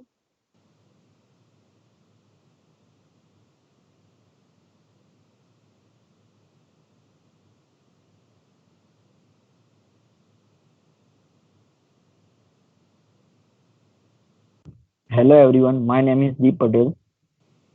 My topic is application of high rate clarification.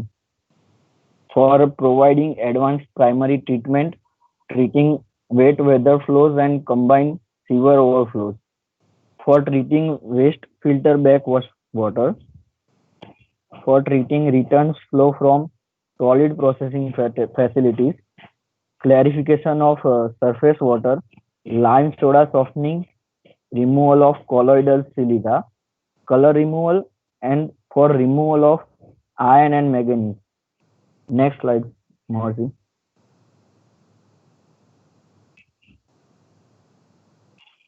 Advantages of high rate clarifier. It is well suited for wet weather clarification process application. It is less space requirements, rapid startups and response time. Improved removal of TSS, BOD, total nitrogen and total phosphorus and metals. Next, Marcy.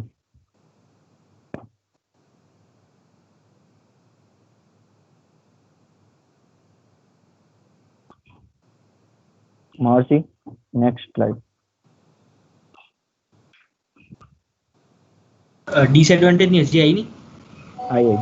Okay. Disadvantages: increased annual operating cost, use of hydroclones and plates and tubes, which require fine screens before the process. Use of sand may also experience higher wear, pump and piping moving sludge and sand. Increased doses of metal salts and polymer required to operate the process. Next topic, next slide.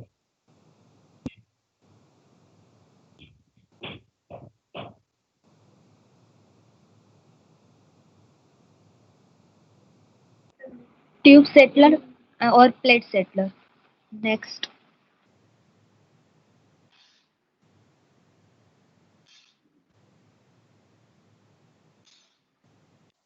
Hello, हाँ, કોણ plate બોલે settler और છે? Tube settler.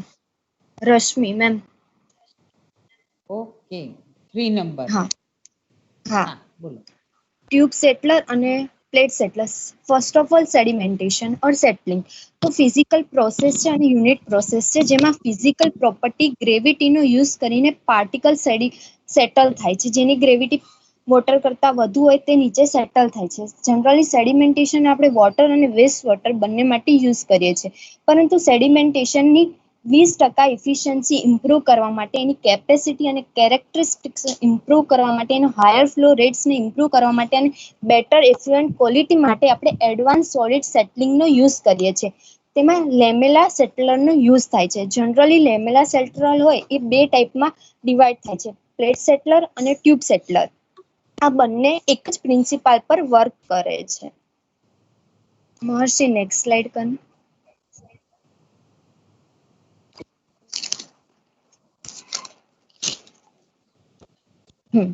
Tube settler are shallow settling device consisting of offset tray or bundle of small plastic tubes or various geometries. And plate settler also shallow settling device consisting of series of inclined plates made of stainless steel. એટલે બંનેનો principal same જ હોય છે, પરંતુ tube સેટલરમાં plastic tube હોય છે કે જે ટ્યુબ હોય છે અને ટ્યુબના બંડલ્સ હોય છે, અને પ્લેટમાં પ્લેટ હોય છે જે સ્ટેનલેસ સ્ટીલની બનેલી હોય છે. એટલે જનરલી ટ્યુબ એટલે તેમાં ટ્યુબ હોય અને પ્લેટમાં પ્લેટ હોય. સેટલર એટલે કે એક અટેચ મીડિયા, આપણે કોઈ મીડિયાને અટેચ કરીએ છીએ જેના મદદથી આપણે સેડિમેન્ટેશન કરીએ તેને સેટલર કહેવાય છે. જનરલી સેટલિંગમાં કેવું હોય છે કે આપણો કેટલો એરિયા છે તેની ઉપર વધારે ડિપેન્ડ કરે તેના ડિટેન્શન ટાઈમ કરતા. ટ્યુબ સેટલર અને પ્લેટ સેટલર સસ્પેન્ડેડ સોલિડને સેટલ આઉટ કરે છે. જનરલી પ્લેટ સેટલર અને ટ્યુબ સેટલર પ્રાઇમરી, સેકન્ડરી અને ટર્સરી ટેન્કમાં આપણે યુઝ કરી શકીએ છીએ. નેક્સ્ટ. પ્લેટ સેટલર તો બરોબર સ્ટેનલેસ સ્ટીલના બનેલા હોય. ટ્યુબ સેટલરની ટ્યુબ કયા મટીરિયલની બનેલી હોય? મેમ પીવીસી, પ્લાસ્ટિકની. એફઆરપી ની હોય, પીવીસી ની હોય. હા, એટલે બરોબર, મટીરિયલ હા ચેન્જ HDP થતા રહે. ટાઈપની. હા, પછી એનો વર્કિંગ પ્રિન્સિપાલ. તો આ એનો વર્કિંગ પ્રિન્સિપાલ. મર્સી નેક્સ્ટ કને બે.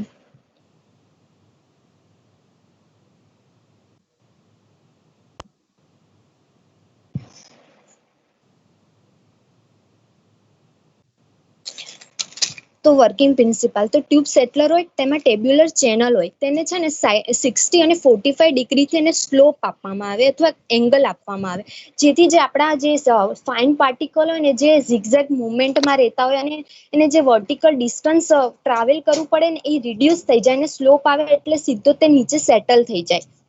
તેના માટે આપણે 60 અને 45 ડિગ્રીનો યુઝ કરીએ છીએ. પછી જે આપણો કન્વેન્શનલ ક્લેરિફાયર અથવા સેડિમેન્ટેશન હોય ને એની કરતાં આ ટ્યુબ સેટલર હોય ને તેમાં જે ડીપ એરિયા જોઈએ ને એ ઓછો જોઈએ છે, અને જે ફ્લોક્સ હોય છે ઇઝીલી સેટલ આઉટ થઈ જાય છે. ફાઇન પાર્ટિકલ્સ ઇઝીલી એ સેટલ આઉટ થઈ જાય છે, અને જે કન્ટિન્યુઅસ મોમેન્ટ હોય પાર્ટિકલ્સને એને પણ આપણે રિડ્યુસ કરી શકીએ છીએ. નેક્સ્ટ.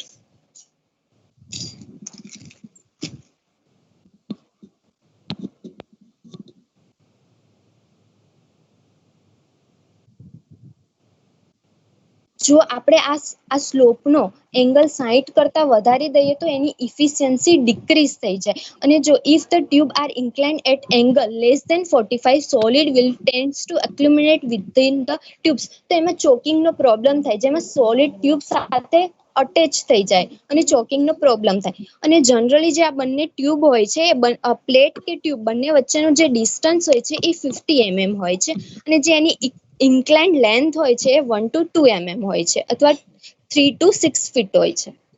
ટ્યુબ સેટલર મેન્ટેનન્સ એટલે આપણે કોઈ ડિવાઇસ કે કોઈ એને મૂકીએ તો એનું મેન્ટેનન્સ અમુક ટાઈમે જોઈએ છે.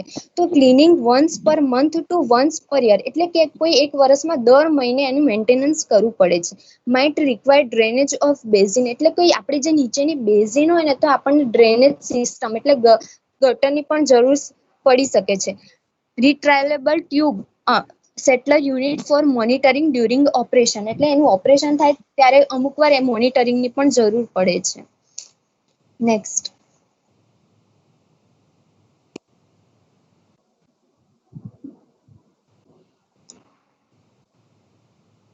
ટ્યુબ સેટલર ક્લિનિંગ એટલે આપણે ટ્યુબ સેટલરનું કેવી રીતે ક્લિનિંગ કરીએ તો ડાયરેક્ટ એ ટ્યુબ સેટલર ઉપર આપણે વોક કરીએ તો એનું ક્લિનિંગ થાય. ક્લિનિંગ વિથ પ્રેશર વોશર એટલે પ્રેશર વોશરથી એને વોશ કરી શકાય. અને પછી આપણે કેમ કે કોઈ પણ સીપ હોય અને કોઈ પણ મટીરિયલ હોય એને કોરોઝનથી આપણે અટકાવવા માટે ગ્લેવેનાઇઝિંગ ઝિંક અને મેગ્નેશિયમના ચોસલા ગોઠવીએ છીએ. એવી રીતે આ ટ્યુબ સેટલરના હા ma'am direct walking on the tube settler એટલે શું ખબર ના પડી. એટલે મેમ આપણે કેમ પેલા મેન્યુઅલી ક્લીન કરતા હતા એમ એવી રીતે એની ઉપર ચાલે ને કોઈ માણસ ચાલે ને તો ડાયરેક્ટ વોકિંગ કરીએ ને તો પણ ટ્યુબ સેટલર એમ કરી શકાય. એવું થતું હશે. આવું તું ક્યાંથી લખી લાવી? ના મેં જોયો તો વિડીયો યુટ્યુબમાં એટલે આવું તો મેં આજ સુધી ક્યારે વાંચ્યું નથી કે જોયું નથી. તારું કઈક મિસઅન્ડરસ્ટેન્ડિંગ થતી લાગે છે. મેં જોયું મેમ વિડીયોમાં એટલે નહીં કઈક બીજું હશે. એની પર ચલાય તો કઈ રીતે અને કઈ રીતે ચાલો तुम लोग को એની પર પોસિબલ જ કઈ રીતે છે તમને ખબર છે કઈ રીતે સેડિમેન્ટેશન ટાઈપમાં મૂકેલું હોય. મેમ વિડીયો છે હું તમને બતાવું તો હા બતાય તો જોઈએ આપણે. હા અને એની ઉપર થીન લેયર કરીએ તો પણ એને પ્રોટેક્ટ કરી શકાય ટ્યુબ લેયરને. મરસી વિડીયો ઓન કરને.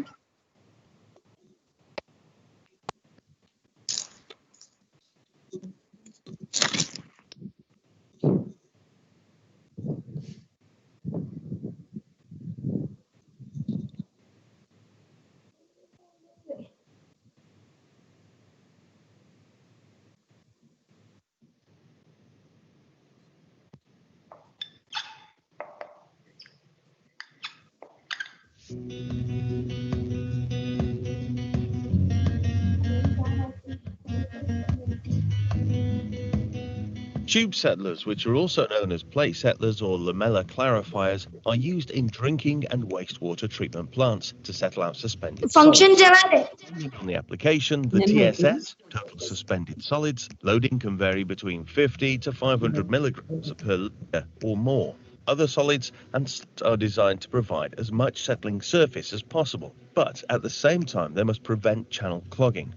To reduce the risk of clogging, tube settlers usually have the following design features. Polypropylene or PVC material with lubricating additives to provide a smooth friction surface. 60-degree channel inclination to create a countercurrent flow of water and sludge. Compared to a vertical channel, particles settle faster within 60-degree inclined channels because settling solids do not interfere with routing obstacles. Channel sizing or plate distance varies depending on the application and TSS loading. Channel geometry includes a V-shaped groove for sludge accumulation and sliding. However, even the best tube settler design might clog if not regularly maintained. Depending on the application, tube settlers should be checked between once per month and once per year. If the water turbidity is so high that the tube settlers are not visible from the water surface, the basin must be drained so that the water level is at least underneath the tube settler blocks. Alternatively, tube settler basins can be equipped with a single retrievable tube settler block, which allows inspection of sludge accumulation during operation and without basin dewatering. Polypropylene tube settlers from AET LLC, as well as a certain stainless steel plate settler, can be cleaned with a pressure washer. Their design provides enough strength for direct walking on top of tube settlers and targeted channel flushing to spray.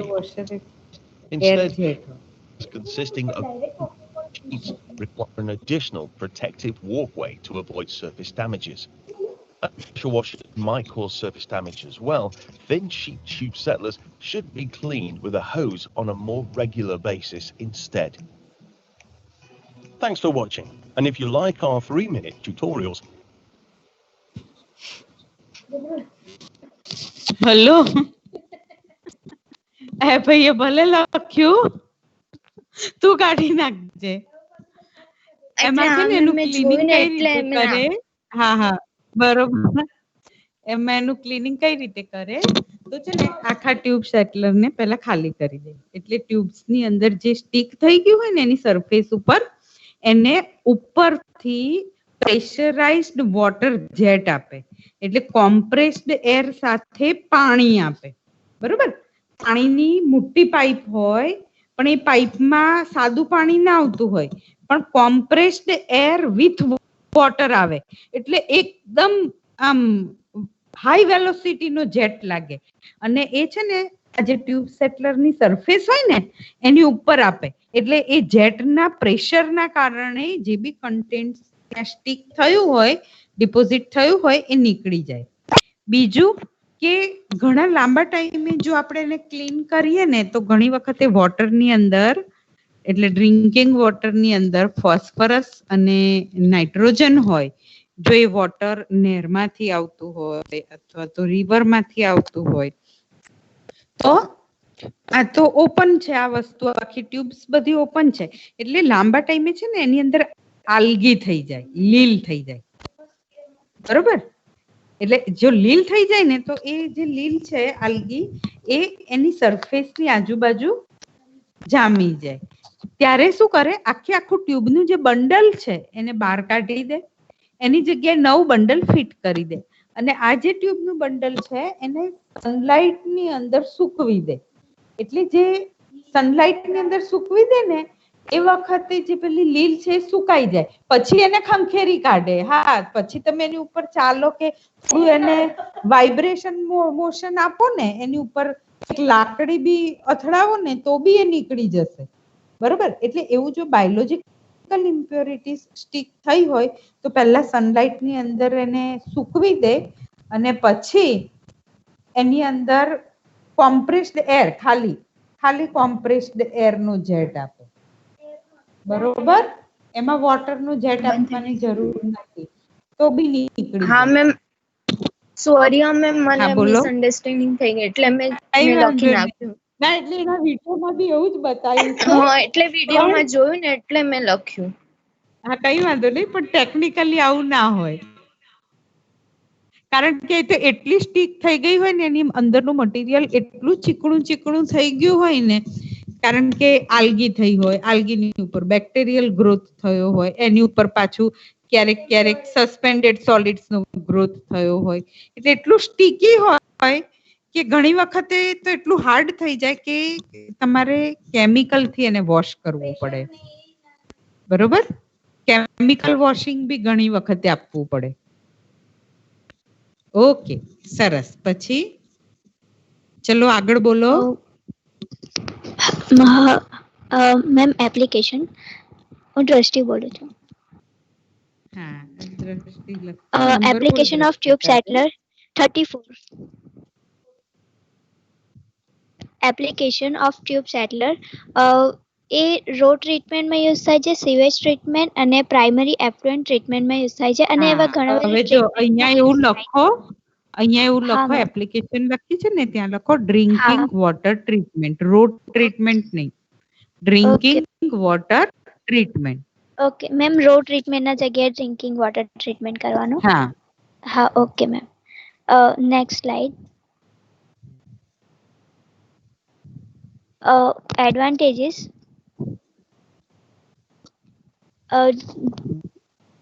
They are available in blocks which can easily be fitted into many different sizes and shapes of tanks and are held in a place by steel supports. मतलब કે એ બ્લોક્સમાં available હોય છે કે એટલે એને અલગ અલગ size અને શેપ વાળા ટેન્ક્સમાં એને ઇઝીલી ફિટ કરી, એટલે કે સ્ટીલના સપોર્ટ દ્વારા એને ઇઝીલી ફિટ કરી શકાય છે. એ પીવીસી એ લાઇટ વેઇટ મટીરિયલ હોય છે, એટલે કે એને ઇઝીલી ઇન્સ્ટોલેશન અને એને કોઈ લિફ્ટિંગ માટે હેવી ઇક્વિપમેન્ટની જરૂર નથી હોતી. અને લોવર કેપિટલ, એટલે કે એનો કોસ્ટ જે હોય છે, કેપિટલ કોસ્ટ મટીરિયલ્સ એ પીવીસી એ થોડું લોવર કોસ્ટ વાળું હોય છે, એટલે એનું કન્સ્ટ્રક્શન માટે ઓછું કોસ્ટ જોઈએ છે. અને applicable in Cello tanks with underflow velocity concern, મતલબ કે એ સેલો ટેન્ક્સમાં એપ્લાય કરી શકાય છે, એટલે કે એને underflow velocity concern 20 to 25 years service, any service life A 20 to 25 years હોય છે. અને એને જો એને પ્રોપર મેન્ટેનન્સ કરવામાં આવે તો એ 20 to 25 yearsની એની સર્વિસ લાઈફ હોય છે. Next slide. Income disadvantage of tube settler. કે એમાં જે ઇનકમિંગ વોટર હોય છે ઇન્ટરફિયર વિથ પુઅર ડિઝાઇન. એની એક ડિઝાઇન જે હોય છે એમાં વચ્ચે ઘણી ઓછી મતલબ કે એને ડિસ્ટન્સ ઓછું હોય છે એટલે એનું incoming water will interfere with poor size. The PVC can break and its charts clog the expensive membrane. This becomes a big problem in a removal of this chart. मतलब કે જે ક્લોગિંગ થઈ જાય છે એ પીવીસીની મેમ્બ્રેનને એટલે કે મતલબ કે એનાથી ક્લોગિંગ થાય છે એને રિમૂવ કરવું એક મોટો પ્રોબ્લેમ છે. Flow distribution issue with a small part of water flow with possible plugging. અને next slide is Ritvi answer. Hello. हाँ बोलो. I am Ritvi ma'am, 30 enrollment number 30. My topic is plate. Rutvi આની આગળ કોણ બોલતું હતું? દ્રષ્ટિ ma'am, 34 enrollment number. હા દ્રષ્ટિ સાંભળ. હા એના એડવાન્ટેજીસમાં હજુ લખ. It requires lower detention time. Lower detention time. Maximum 10 minutes instead of 2 to 3 hours. આપણે આ કેમ યુઝ કરીએ છીએ કારણ કે સાદું સેડિમેન્ટેશન કરીએ ને તો 2 થી 3 કલાક પ્રોસેસ ચાલે. જ્યારે ટ્યુબ સેટલર વાપરીએ ને તો એ 10 જ મિનિટમાં પ્રોસેસ થઈ જાય છે. તો એ એનો ગ્રેટેસ્ટ એડવાન્ટેજ છે. બરોબર છે. તો it lower detention time less than 10 minutes. પછી સેકન્ડ એડવાન્ટેજ ટેકનિકલ એડવાન્ટેજ રહી ગયો કે ઇટ પ્રોવાઇડ્સ હાયર SOR. પછી હું સમજાઈશ SOR એટલે શું પણ અત્યારે લખી રાખ. It provides higher SOR surface overflow rate. બરોબર. અને ડિસએડવાન્ટેજીસમાં લખવાનું રહી ગયું કે growth of algae which cause odor and turbidity problem. Growth of algae which cause odor and turbidity problem. કારણ કે ઘણી વખત આપણે ડ્રિંકિંગ વોટર ટ્રીટમેન્ટમાં ટ્યુબ સેટલર વાપરતા હોઈએ અને આલ્ગી થાય ને તો સ્પેસિફિક આલ્ગીની સ્મેલ આવે, લીલની સ્મેલ આવે પાણીમાંથી ને એ પોતે ટર્બિડિટી બી ક્રિએટ કરે. ઓકે. So it create turbidity and specific smell order. Okay એ ડિસએડવાન્ટેજમાં એડ કરી દેજે. Okay now start with plate settler. Rutvi.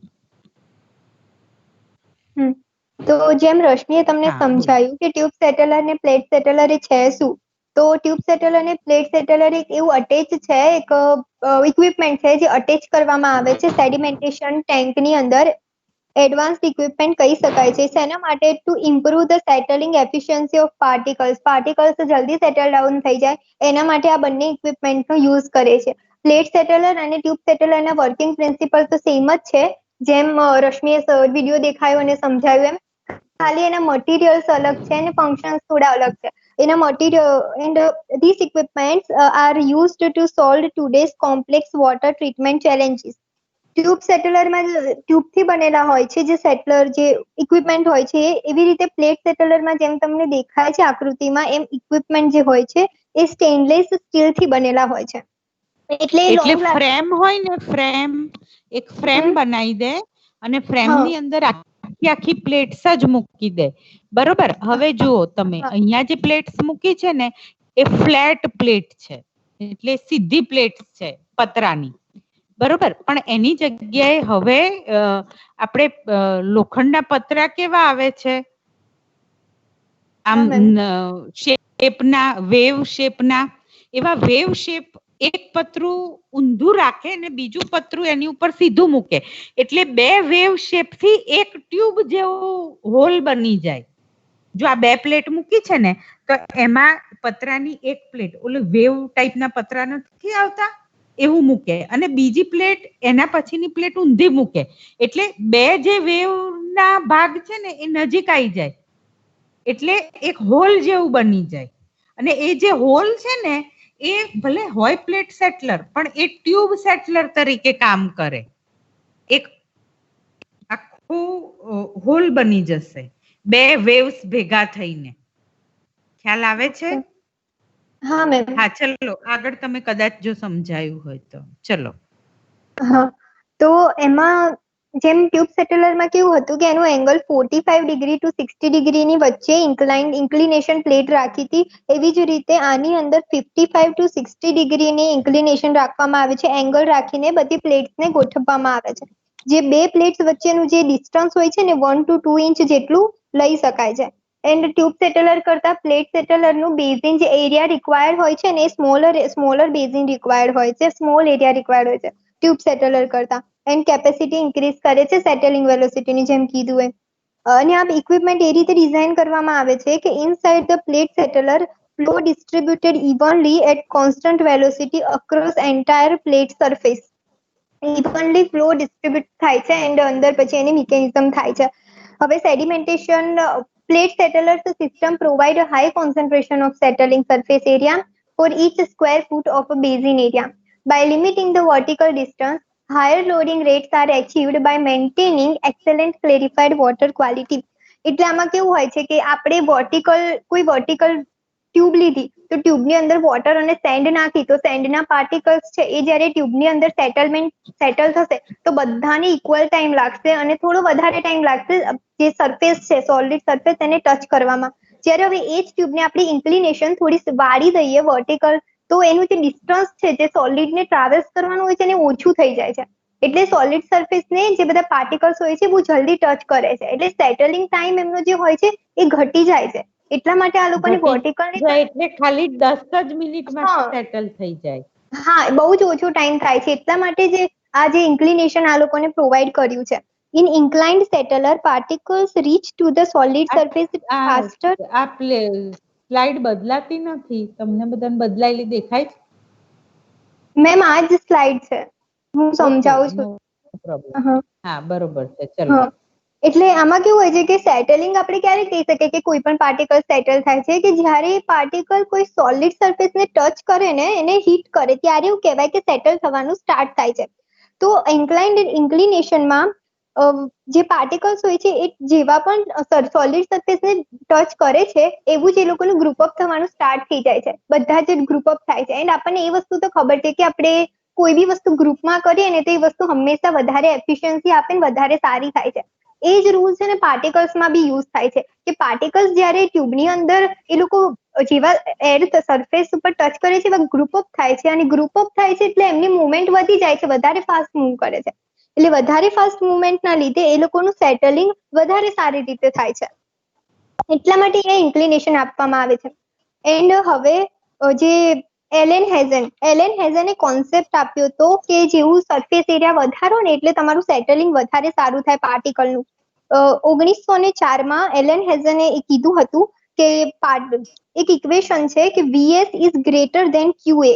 QA નું મિનિંગ થાય છે સરફેસ લોડિંગ અને સરફેસ લોડિંગ મતલબ ફ્લો Q એને ડિવાઇડેડ બાય ટેન્ક એરિયા.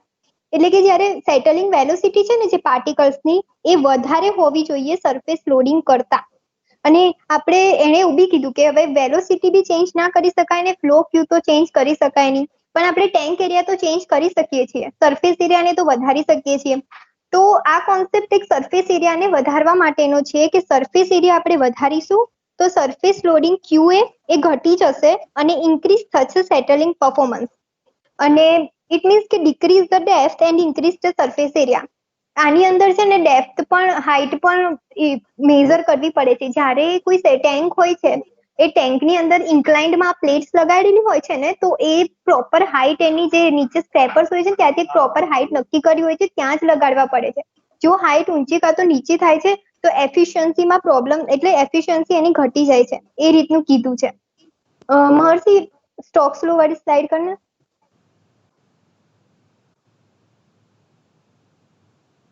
આ સ્ટોક્સ લો આપણને એના માટે આપ્યું છે કે સ્ટોક્સ લો એ એક ઇક્વેશન આપ્યું છે અહીંયા. રહેવા દે. હા એ હજુ મારે એક્સપ્લેન તમને લેક્ચરમાં કરવાનું બાકી છે. એવું છે મેમ, તો આ ના સમજાવો.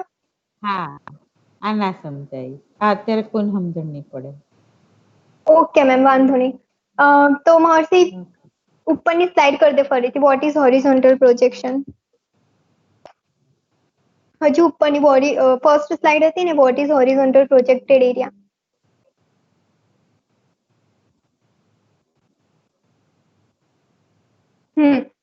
તો આમાં જે બતાવ્યું છે કે what is horizontal projected area, તો એ શું છે કે જ્યારે આપણે કોઈ બી ડિઝાઇન કરતા હોઈએ છીએ ને, તો ડિઝાઇનનો એક ભાગ છે, કેલ્ક્યુલેશન્સ આવે છે એ રીતે.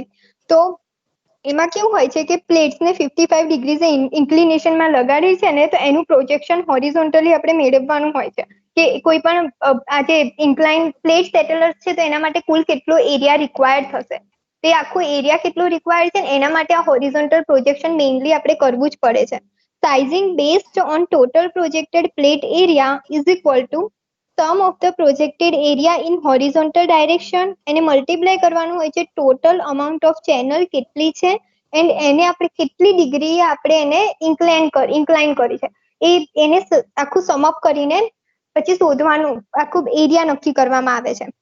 એન્ડ આમાં બીજો એક કોન્સેપ્ટ એવો હોય છે કે છે ને, જ્યારે આ જે ઇન્ક્લાઇન્ડ પ્લેટ છે ને, એ લોકોને વોટર જે ફ્લો થતો હોય ને, એ ફ્લોની ડાયરેક્શનમાં જે પ્લેટનું ઇન્ક્લિનેશન હોવું જોઈએ. જો એ ઇન્ક્લિનેશન જે પ્લેટનું છે એ બીજી ડાયરેક્શનમાં હશે ને, તો એ જે વોટર ફ્લો છે ને એ ઘટી જશે અને એફિશિયન્સી સરખી નહીં મળે સોલિડ્સને. એટલા માટે એનું વોટર જે ડાયરેક્શનમાં ફ્લો થતું હોય એ જ ડાયરેક્શનમાં પ્લેટ્સને આપણે સેટલ રાખવાની હોય છે. નેક્સ્ટ સ્લાઇડ કર.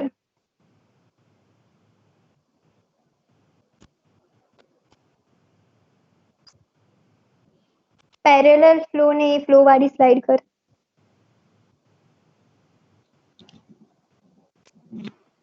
આ બધા પ્લેટ સેટલર ફ્લો પેટર્ન્સ છે કે જ્યારે એને ડિઝાઇન કરતા હોય ત્યારે એનો ફ્લો કઈ રીતે જુદી જુદી પેટર્ન્સથી કરી શકાય છે.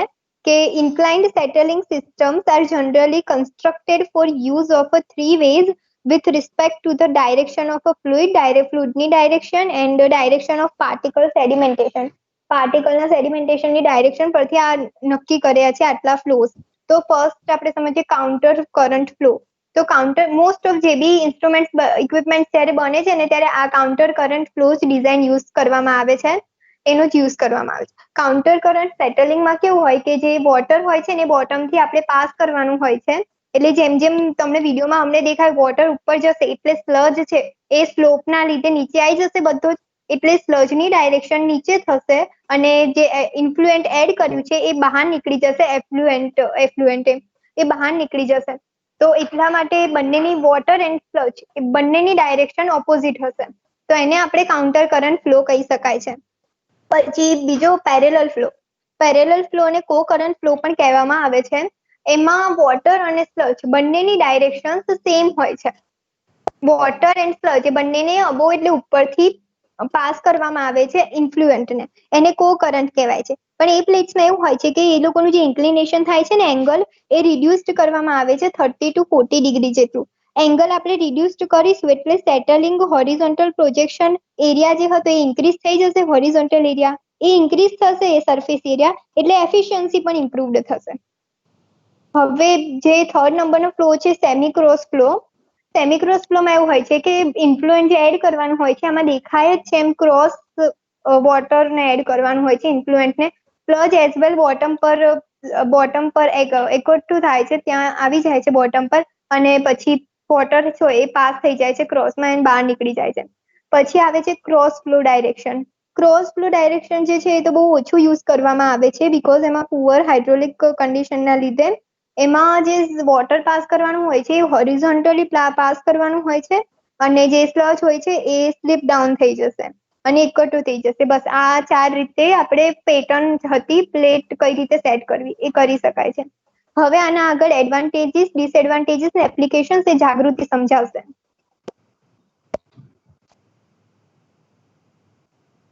નેક્સ્ટ કર દે મહર્ષિ. જાગૃતિ તારો નંબર 59 મેમ.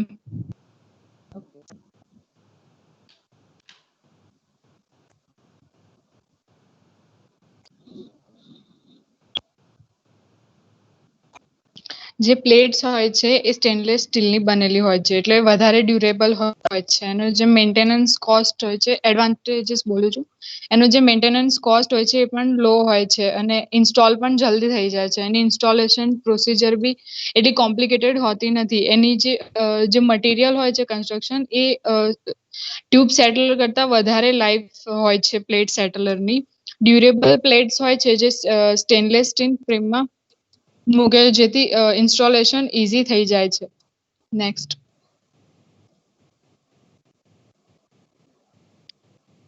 એની હાઈ એફિશિયન્સીના લીધે બેઝિન જે છે એ આપણે એની સાઇઝ ખૂબ જ રિડ્યુસ કરી શકીએ છીએ કોમ્પેક્ટ ડિઝાઇન બનાવી શકીએ છીએ વેસ્ટ વોટર ટ્રીટમેન્ટ માટે મોસ્ટલી ડિઝાઇન કરેલું હોય છે નેક્સ્ટ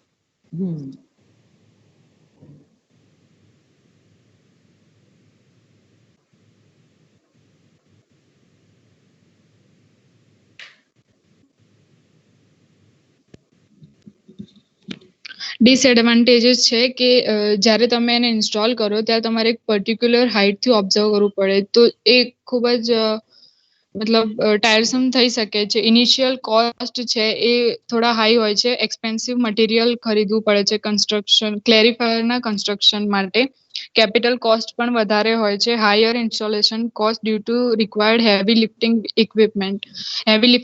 ઇક્વિપમેન્ટના લીધે ઇન્સ્ટોલેશન કોસ્ટ પણ હાઈ હોય છે deeper basin requirements to accommodate underflow velocity risk of corrosion in certain environment માં corrosion ની પ્રોબ્લેમ પણ થઈ શકે છે આ ડિસએડવાન્ટેજીસ છે પ્લેટ સેટલરના next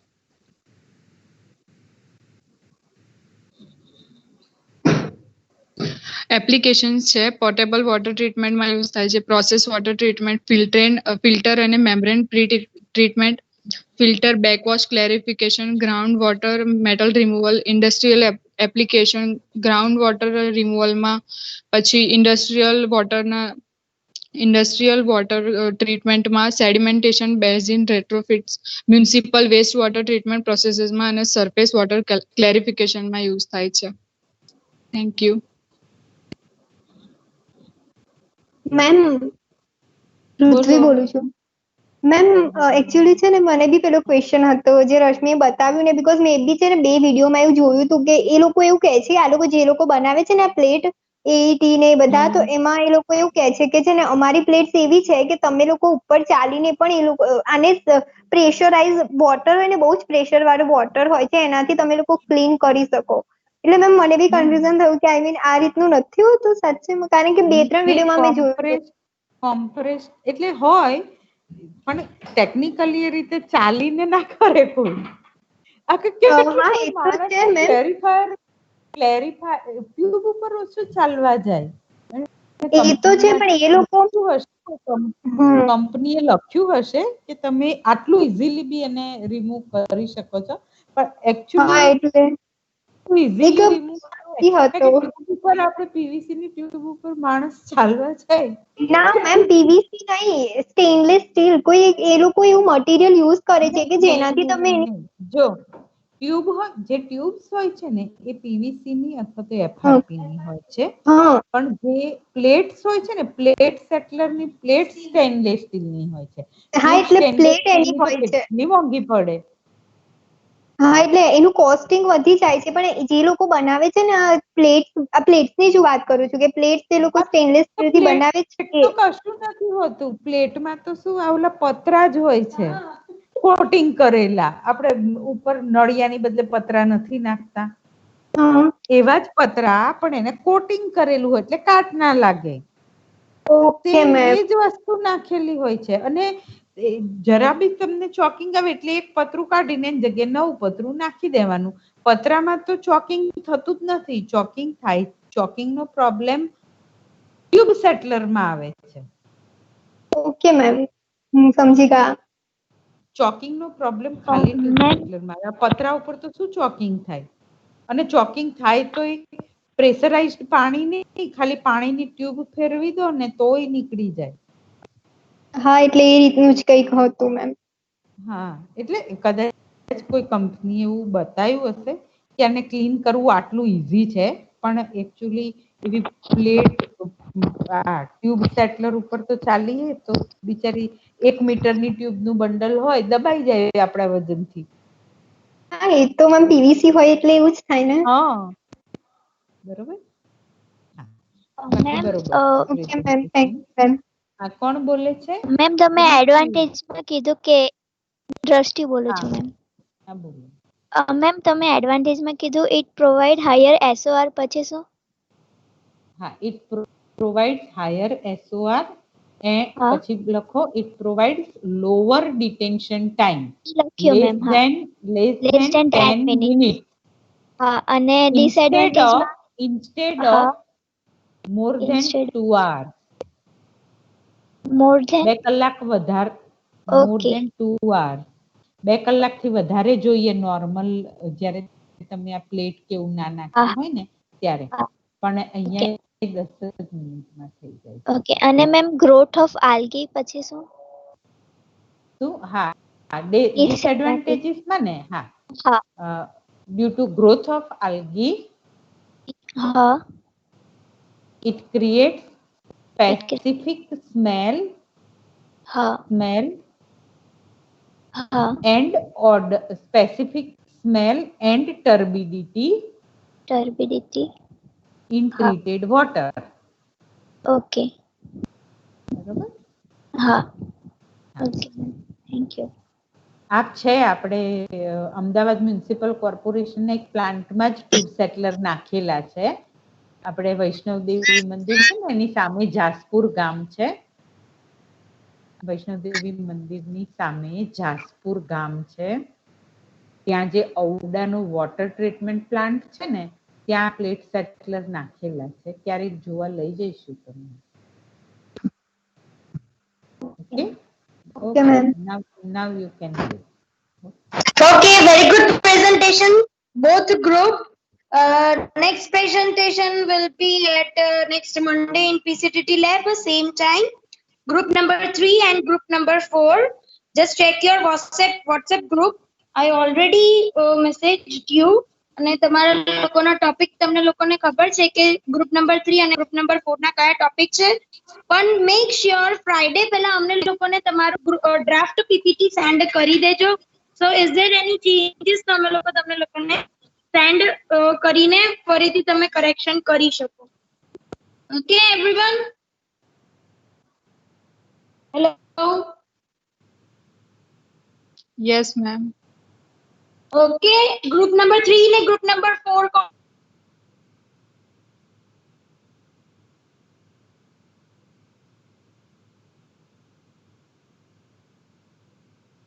group number 3 and 4. Okay કોઈ પ્રેઝન્ટ નથી એ લોકોના ગ્રુપમાંથી.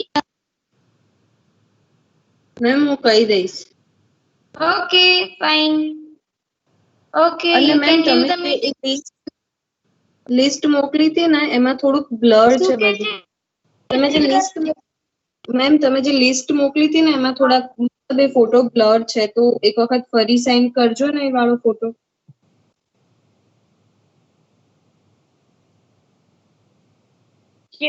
Sure. Thank you ma'am.